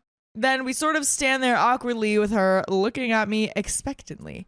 I ask her if she wanted something, and oh boy. She says she would like to leave, so I should give her the ring. There's no way. There's no way she actually thought that that's like what was gonna happen here. I don't understand. Leave. Just she go. said, like, the only reason this is awkward and that I'm overstaying here is because someone didn't give it up. What the F? She was serious. She thought I was going to switch rings with her. My engagement ring. For real. I ask her what the F she is talking about, and she says, well, you promised me your ring, with this look on her face that says, are you stupid or something? I say I was only joking and I wouldn't give her my ring. Not because it was expensive, but because it was my effing engagement ring. And then she flips. What do you mean you were joking? You promised. You promised in front of cousin 1 and cousin 2. Were you lying to them so that they wouldn't know how selfish and how superficial you are? I'm sorry.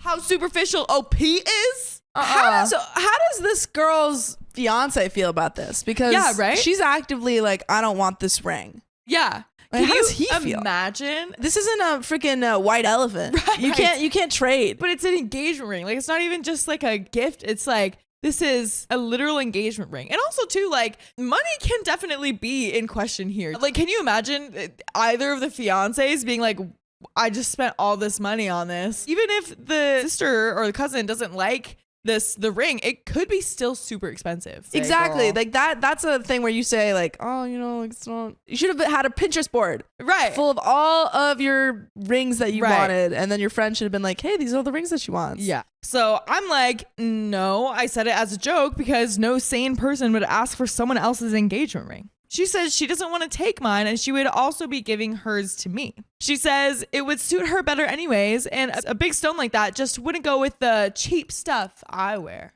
I've had enough, and I tell her this, ask her to leave my apartment and not to contact me again. She says she won't leave without her ring. I repeat what I said, and she screams about how I led her on and how selfish I was and how I was ruining her dream and how my fiance would leave my fat, ugly A anyway. That's crazy. No one likes you, cousin. Yeah. No one likes you. Dude, tell anyone else this story and they're gonna be Yeah. like, you're stupid. I want the fiance of her to know all of this stuff and be like I'm gonna leave your Yeah. superficial butt, and then what? And then what? And then what are you to do? You don't have a ring or a fiance. That he would find someone better sooner or later, and I'd be history, which hit home pretty close. I'm a little insecure about my body, as I said earlier. I don't know what came over me, but I remember her saying those words, and then my hand was on her face. I Violence. don't condone violence, but I was also hoping that would happen. But also, like, if you're gonna keep talking smack, Yeah. expect it to get smacked. Normally, I would never hit someone on purpose, but I was seeing red. And obviously, she didn't just stand there after I slapped her, so we got into a little bit of a fight in the middle of the kitchen. Thank God my fiance walked in on us soon after and got us away from each other. Apparently, he just got home and heard the screaming from the kitchen. She claimed I attacked her, which was kind of true, and wanted to have her engagement ring as I hated the one he gave me. Oh my gosh! And now she's lying. That is so not true. My fiance and I have been dating for 5.5 years, and we've been living together for the last 3 years, so he knows me better than that. He asks me what happened, and I explain over the shrieking voice of the entitled B. After listening to me, my fiance tells my cousin that if she doesn't leave our apartment, he will be calling the police. She insisted that I attacked her for a few times, but gives up eventually, then gathers her stuff and leaves, all the while swearing at us at the top of her lungs. Like, that is so incredibly childish. And I just don't even know how to deal with the anger I feel. Truly. And also, what was she expecting to happen when she said, oh, she doesn't like your engagement ring that you gave her? OP just has to say, that's not true. I'm not giving you the engagement ring. Yeah, what? It's a bad excuse. Why would there be a fight if OP hated it? Come on. I was just crying in the kitchen the whole time as my fiance made sure she left. By the way, you never have to cry because you can listen to full episodes of stories just like this. Just go to Spotify, Apple Podcasts, or your favorite podcast app and search OK Storytime. Search it. We'll be here for you.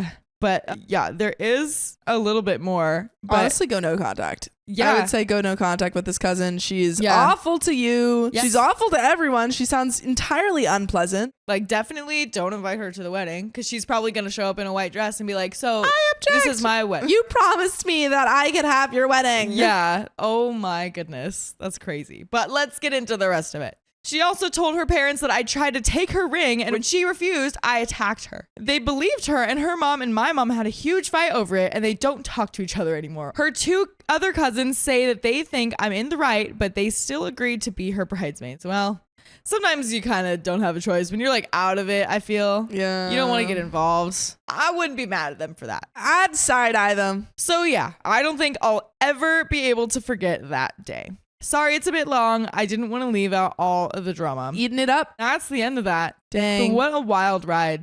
All because of a joke that you said that apparently was a promise. But that is the end of that story. My fiance's aunt ruined my proposal surprise by revealing it to everyone. Oh, that's so sad. Why? Why would you do that? I tell you guys about my 35 male fiance's 32 female aunt who is in her 70s and is the worst lady I've ever encountered. A little background story. My fiance's dad and her aunt are immigrants who moved here to the US during the 80s. Being immigrants back then in pursuit of the American dream wasn't easy, so I do give them props for leaving their families in their home country for a better life. By the way, this comes from Bachow on the OK Storytime subreddit. Eventually, they were able to move all their siblings over, and they all live within a 5-minute drive from each other in the same town. They worked hard to be successful, but it developed this nasty attitude of pride and entitlement. Then, coming from a culture where respect is simply given to a person because they are an elder doesn't help either. Her dad doesn't like me for some reason and hasn't made any effort of reciprocating any efforts of getting to know each other, even when bringing gifts or drinks to share with each other. It's crazy to me because he is known as the nice uncle among the family, but is just cold and distant when it comes to me. The aunt is the matriarch of the family, whose power over her family is rooted in her giving money to them. That's all she's about. Money. It's also how she gauges your worth by the amount of money you have. Anyway, my fiance and I just got engaged this year after dating for 10 years. We would have sooner, but certain conditions and life events prolonged it.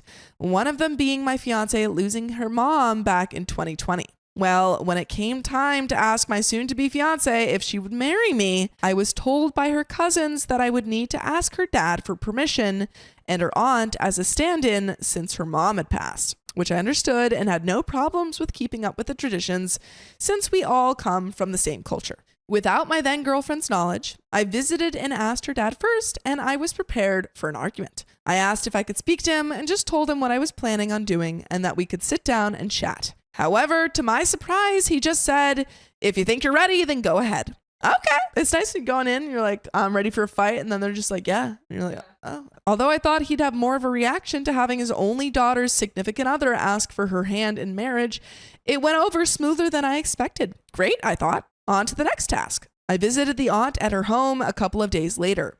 I met her, did the same spiel, and her and I sat down for what I thought was going to be a chat. Instead, it was a 2.5 hour long session of her berating and belittling me. Bummer. She called me an outsider to her family who was only trying to leech off of them.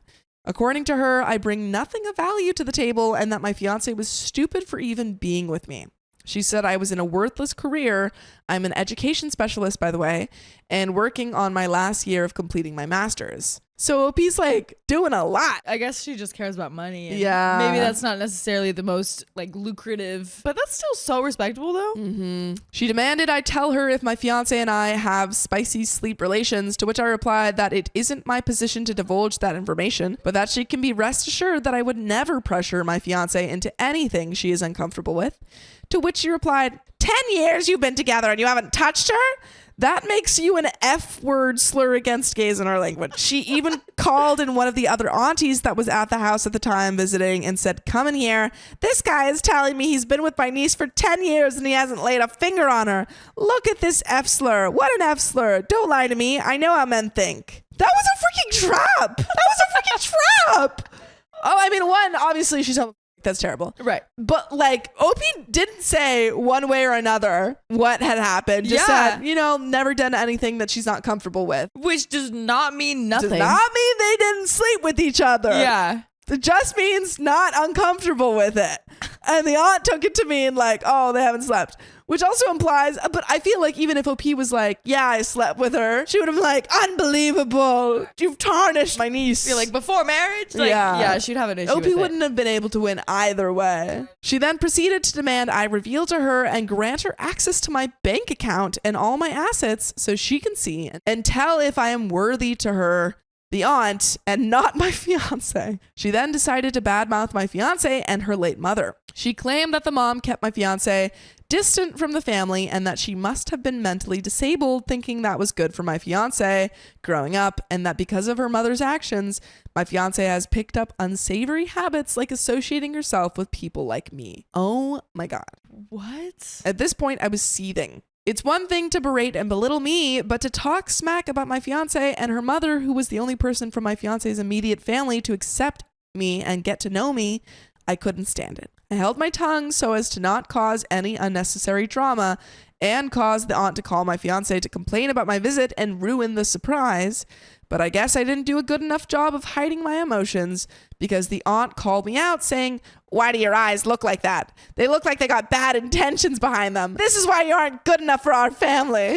So she's probably like swearing and being awful, and Opie's like, yeah. And she's like, bad intentions. Right. She's like, I see those eyes. I've had enough. I ended the conversation telling her I had to go. Before I left her, I told her, even if you're not happy with it, I'm still going to ask your niece, and it's ultimately her decision. Please just let her have the surprise of me asking her.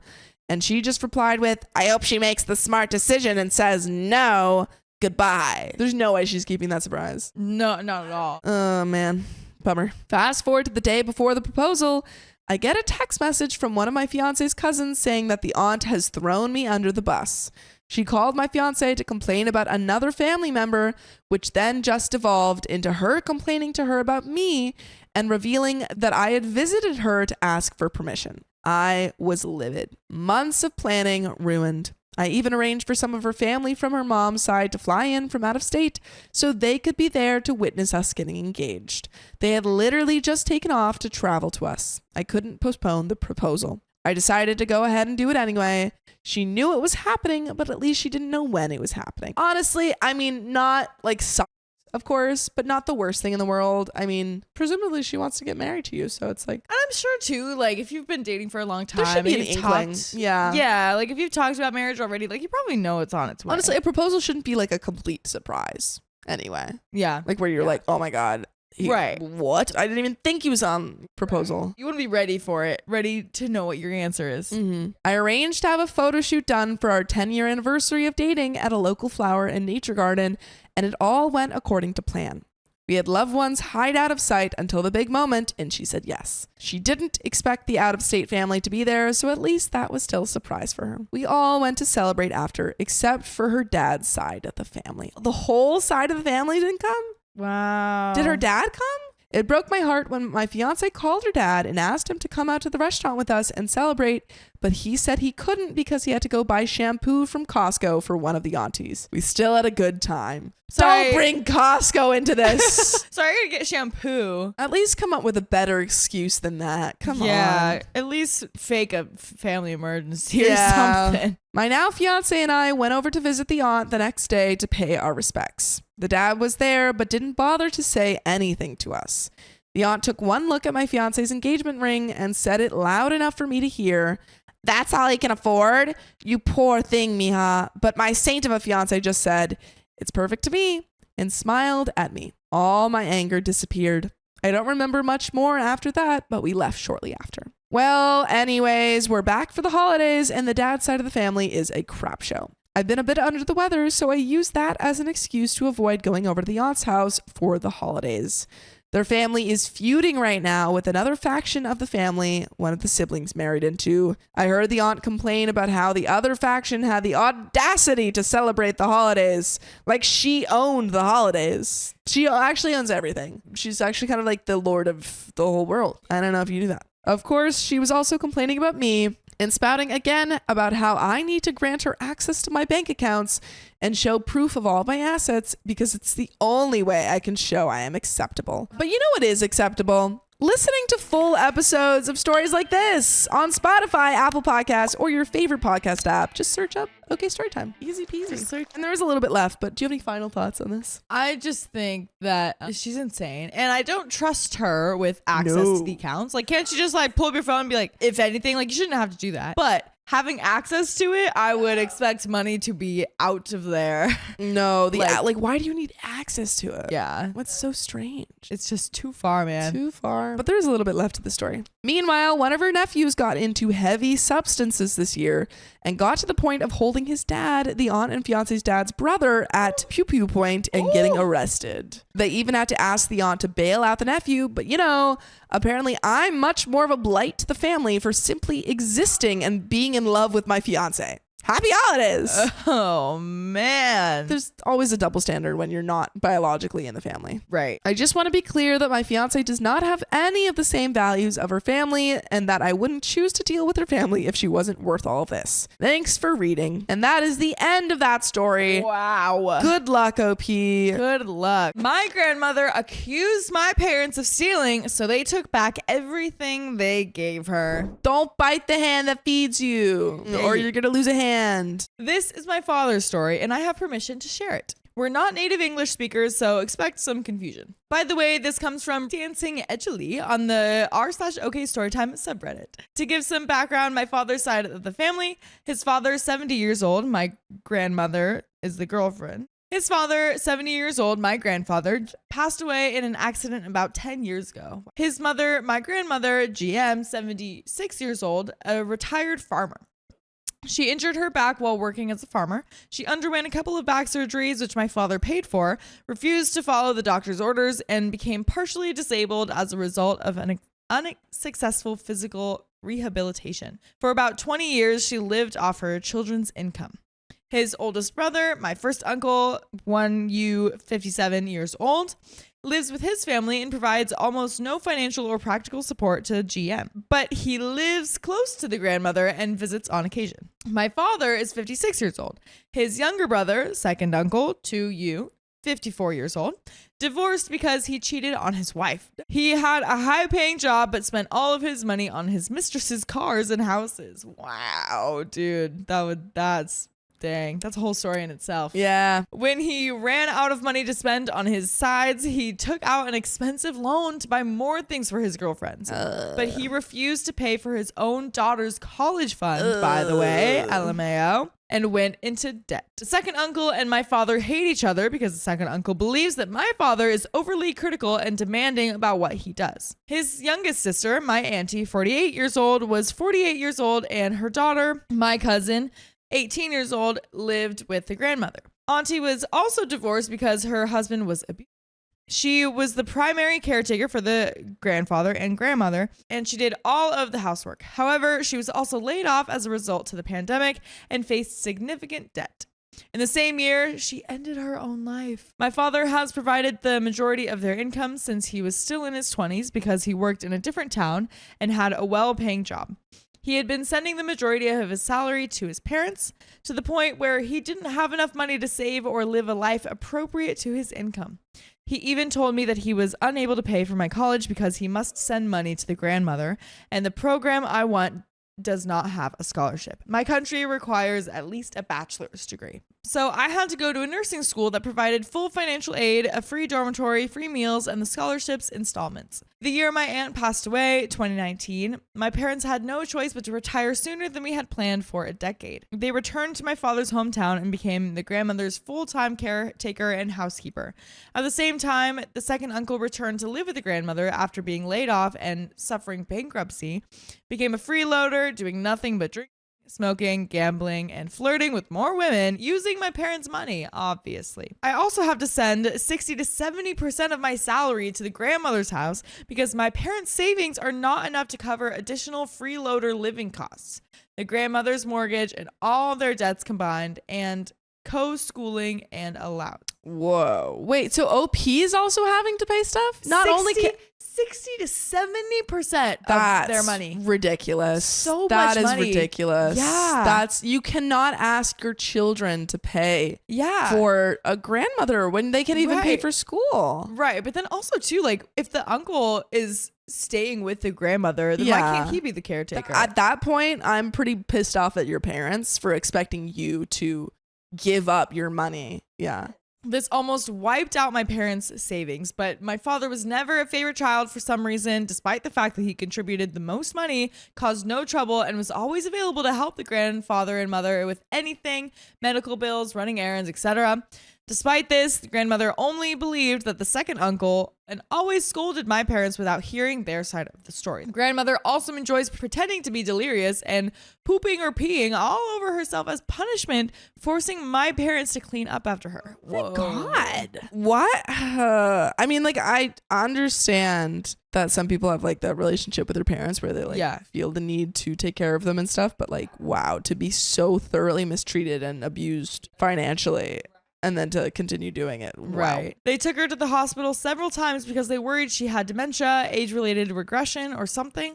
But doctors confirmed that her brain function, thought process, and orientation are completely fine. The recent event that broke the camel's back. Grandmother wanted to check her bank account. As I said before, she is fine physically and mentally except for being senile and having back pain. She discovered that her balance had dropped by about $5,000 over the last 10 years. She immediately accused my parents of stealing her money, which they did use, but they tried to explain to the grandmother that they use all of their savings to help pay for her for everything because they're running out of money and no longer have a steady source of income.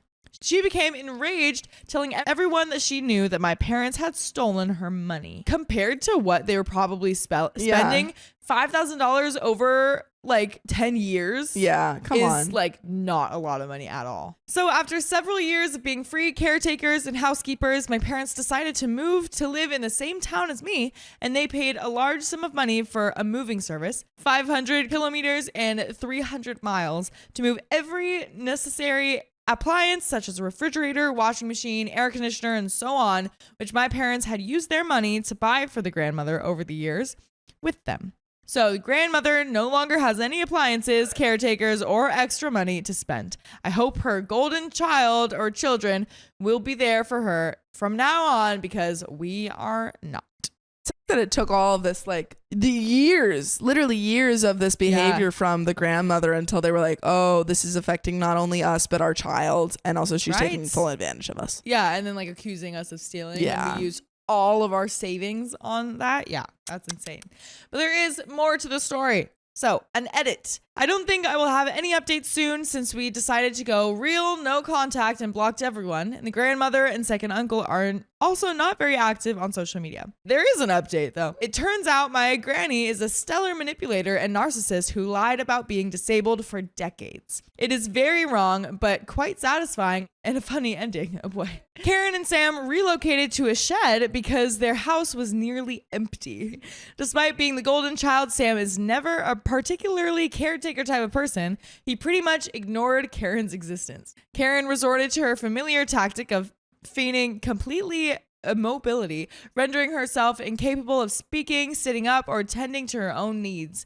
Sam still ignores her. One day, Karen got frustrated that her son didn't fawn over her. So Karen just stood up and had a screaming match with Sam. They still live like that in the shade. We have a new character mentioned here, Mary, so a mini Karen. Mary was Susan's daughter, the one that lost her job and passed away. She was 18 years old. She was raised by Karen since she was born because Susan was busy working and housekeeping. Karen raised Mary to be exactly like her. Is Mary just like sitting there and she's like, I can't move? Mary almost never does any work. Mary doesn't like to study.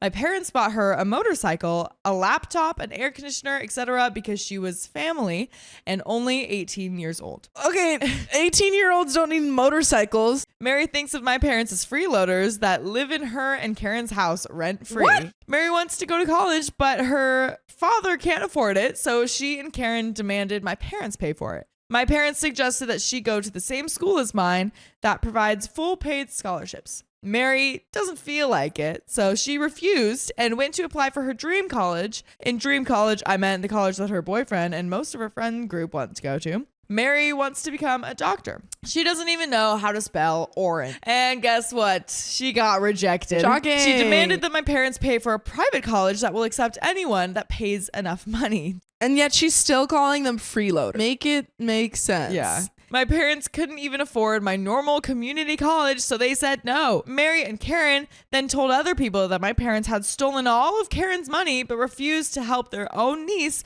go to her dream college. By the way, it's my dream that you listen to full episodes of stories just like this.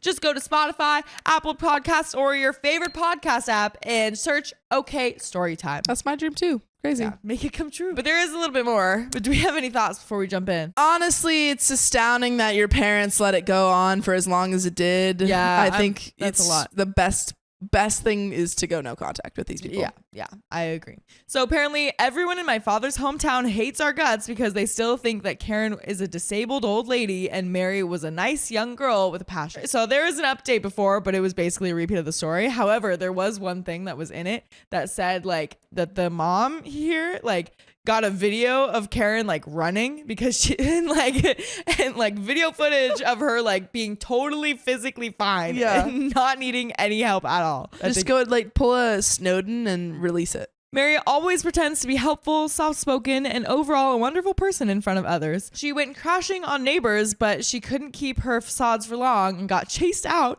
and now left the town to live with her father, doing nothing. And that's the end of the story. That's all we get. Yeah, leave him behind. But that is the end of that story. I'm obsessed with this jogger's gorgeous hair and just want to touch it. Today I made contact, but now they think I'm a stalker. Am I the a-hole? Dude, did they see you running? There might be some similarities. Podcast Jesus?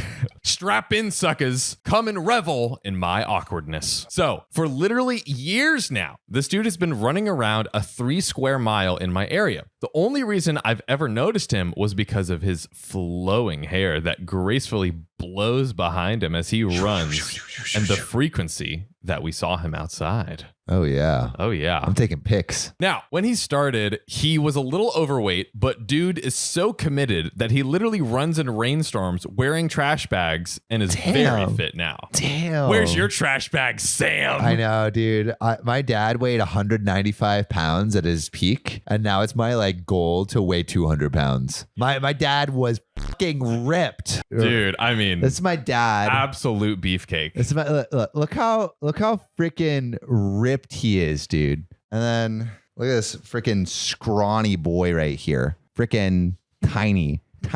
A measly 170. Dude, measly. Over the years, I would cheer him on privately while inside my car in an attempt to make my kids laugh. It became a thing. It was, there's my dude, or man, I haven't seen my dude in a while. I hope he's okay. Or my sister would say, I saw my dude today. Kind of just an inside joke. But again, even after seeing him all the time while driving, I never actually ran into him in person on my walks. That brings me to the today I effed up portion of the post. I decided to go on a different route recently. I look up and through the sunlight in the trees, I see this gorgeous golden mane of hair. I swear they're talking about you, dude. So I think, oh my God. Today's the day I meet my dude. He's getting closer now. I feel incredibly stupid. Why the F did this my dude thing even start again? He's getting closer now. He's much taller than I thought, and it just throws me off, and I let him jog past me. I thought,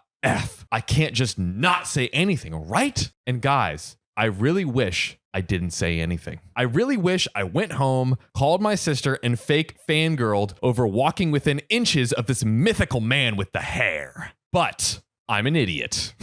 Well, what did you do, OP? What did you say? So I turn around and yell, "Excuse me! My dude! Look at me!" He swishes around his marvelous hair, still jogging in place, and just looks at me. That's hilarious. He's just like, yeah. What's up? Oh, another fan? Then I say, we've been watching you for years. There's no good way to respond to that. What?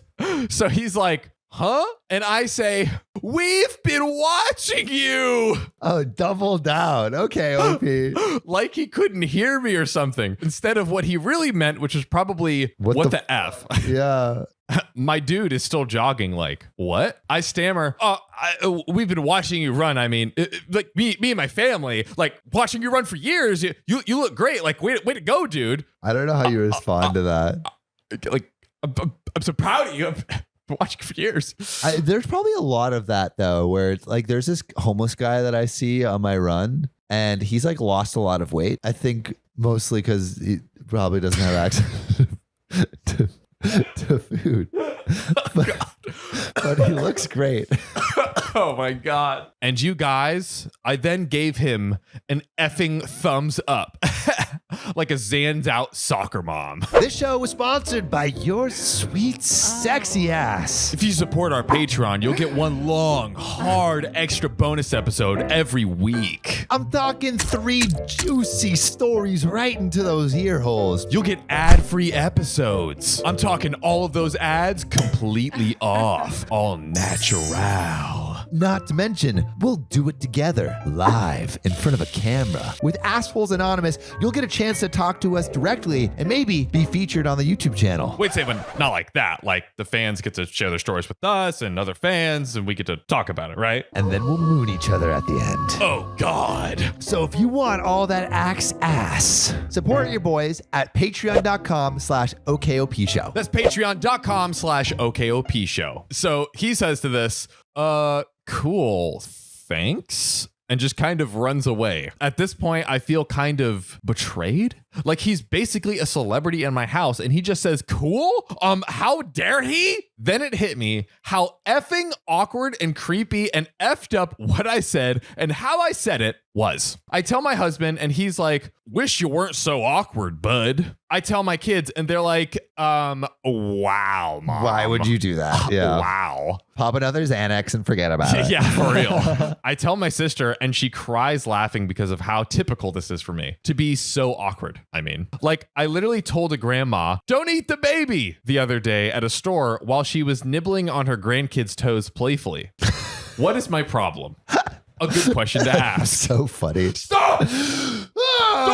Don't do it! So, the main reason I'm even typing this, besides so you freaks that like to cringe at others' idiocracy can read it. That's us. That's us, is that I appeared to be some weird version of CIA, FBI, Illuminati soccer mom to... Soccer mom, she does Xanax. That's true. To my dude. He has been nowhere to be found. I have not seen him running around at all, and I feel so bad that I may have possibly kind of weirded him out enough for him to change the entire area he has been running in for years. So, my dude, if you see this, I am so not watching you in any way other than to admire your hair and admire your dedication to fitness. I apologize profusely if I ever see you again. I promise I will not say anything. And to that grandma, if you're on Reddit, seriously, you shouldn't eat babies. I am not apologizing for that. But there is one update. Today, I told my mom about my previous post and made her read it. Made her almost cease to exist from laughing so hard at me. And then she says, yeah, but that guy is pretty weird. And I say, why do you say that? And apparently I am from a family of freakishly awkward individuals. You guys, my dad did the same thing as me. Thanks, Dad. You're great. Oh my God. So he runs into my dude in the store. And he was like, oh, hey, I see you running all the time. You're looking great. Keep it up. 2 people? Can you imagine? My dad was a coach, so he's got this weird proud dad thing going on. My dude just kind of looks at him and says, thanks, and slowly walks away. The end. I think it's pretty funny. It's pretty funny. It's pretty hilarious. I'm pretty into it. If only there could be... I mean, it's still kind of the question, I guess, is like, is it possible to have any explanation at this point to make it like, oh, we just like happen to run by you sometimes and it kind of just become a running joke. Like, oh, we always see you. A running joke. Me and my kids. But didn't even mean for that. But I don't know. Oh, maybe this is the question for all of you beautiful joggers and non-joggers out there. Was OP the a-hole for both maybe stalking him and Yeah. B, for having this really, I mean, she destroyed his running route. Yeah, it's kind of a-holy. I Kinda think how she, a-holy. yeah, I think a little. So I want to hear from everyone else Yeah. first, but I think a little bit, but unintentional. She's not an a-hole. No. 'Cause it was unintentional, but Yeah. like, you know, making someone uncomfortable enough to destroy their running route is kind of sucks. I'll give her the pass, but it just sucks that this poor guy does not have his running route anymore. Yeah. That really sucks. My evil coworker broke into my office, stole a parking spot from someone with cancer, and crashed my baby shower. But justice is about to be served. I hope so. That's a lot of life ruining in a row. F you, Alan. Hard. That's my middle name. Working with you these past 7 years has been terrible. You are a terrible coworker, and the entire organization thinks so. Do you know how hard it is to induce the scorn of nearly 300 employees, Alan? It's pretty effing hard, Alan. But guess what? You did it! Alan's getting heat. What exactly is it that you do? I know you lurk around our office like you think you're important, drifting into conversations like you have business there. You don't! We will let you know when something pertains to you. I promise. You float into meetings you aren't invited to and steal the extra lunches. You don't even go here. I take those extra lunches downstairs to the interns who could use all the help they can get since they're working for free. And Will, whose entire paycheck nearly goes to pay for medical treatment for his disabled child, F you for taking their lunches when you make triple their salaries. What in the hell are you even doing at those meetings? You have been told repeatedly that you aren't to invite yourself to them, but you still do. Alan just wants to be included. He's just out here trying. He's just a hungry boy that wants to be included. Our CEO is a man who loves to hand out second chances to you because you did that one spectacular thing 7 years ago when you first started. OMG, you totally brought us such a supporter. I will admit that it was much needed. But when he turned his back on our organization 4 years ago because of you, you should have been fired. Now, our nonprofit is barely scraping by because you're too lazy to go out and do your actual job. Which is what? We may never know. You have one job, Alan. One effing job. How dare you go into my office and log onto my computer when I wasn't there? You don't think I know, but I do. You don't even work in my building. You work in the office across town. Wait, so why is Alan there? Why in the hell are you even here? You don't think I reported you to HR, did you? I did. And they were appalled. It's part of the reason you are now under review. I recently got a lock installed on my office door. Good luck getting in now. What the hell were you looking for anyway? Yeah, Alan, you snooper. Also, F you for calling me repeatedly while I was on maternity leave for things that weren't emergencies. Debbie was effing handling my stuff while I was out. You got the email I sent out regarding it that you also replied to. I don't even deal with anything you would need to contact me about anyways. Do you have a copy of that report from last year? You literally said that in one voicemail I received shortly after I gave birth. No, I don't effing have a report from last year because I don't handle the reports. I don't effing handle the reports. You aren't new. You know this. The second and third calls, while I was still in the hospital giving birth, are about how the break room was out of paper towels. I don't know if interrupting the birth of your child is worth the phone call, Alan. Coming back after maternity leave to the 200 something emails from you was wonderful. 200 emails? 200 emails. F you, Alan. F you and how you take Carrie's parking spot when you visit our location, even though you know she has to park there because of her recent surgery, because she has effing cancer. Alan. Also, how dare you come to my baby shower? It was after effing work hours and eat the majority of my awesome cake. That was my cake. No one invited you. How did you even find out about it? You don't even work in our office. Did you just decide to stay until 7 p.m. one day at the office you don't work at for some reason? You just stumbled into my closed office with that stupid look on your face and said, "Ugh, look, a cake." Oh my God. F you, Alan. I was pregnant and I was going to eat that cake. I said you could have one piece, Alan, not the rest of the cake. You really hurt Noah's feelings when you made fun of the way he speaks. He has an effing speech impediment, you ass.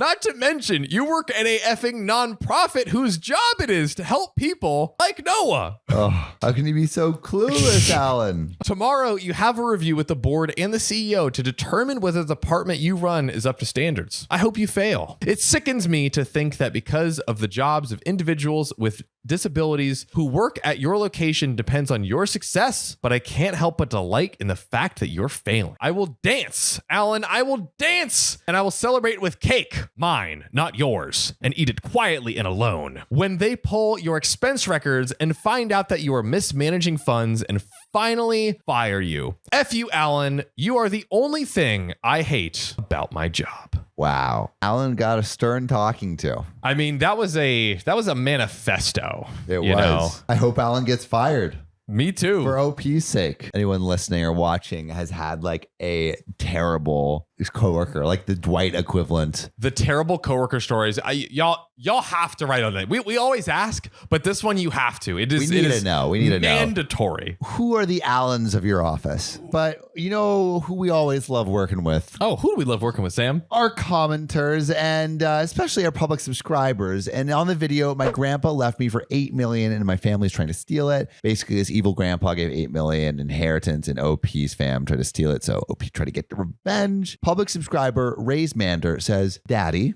Bay Golden 5629 says Daddy, and Melanie Brown 8691 also says Daddy, because they saw the little daddy watermark in the corner, little daddy sign. They did. You know, we have a diverse array of comments sometimes. You know what I mean? Yeah, we do. Daddy, daddy, daddy. All we got to say. We love you guys. We'll see you soon.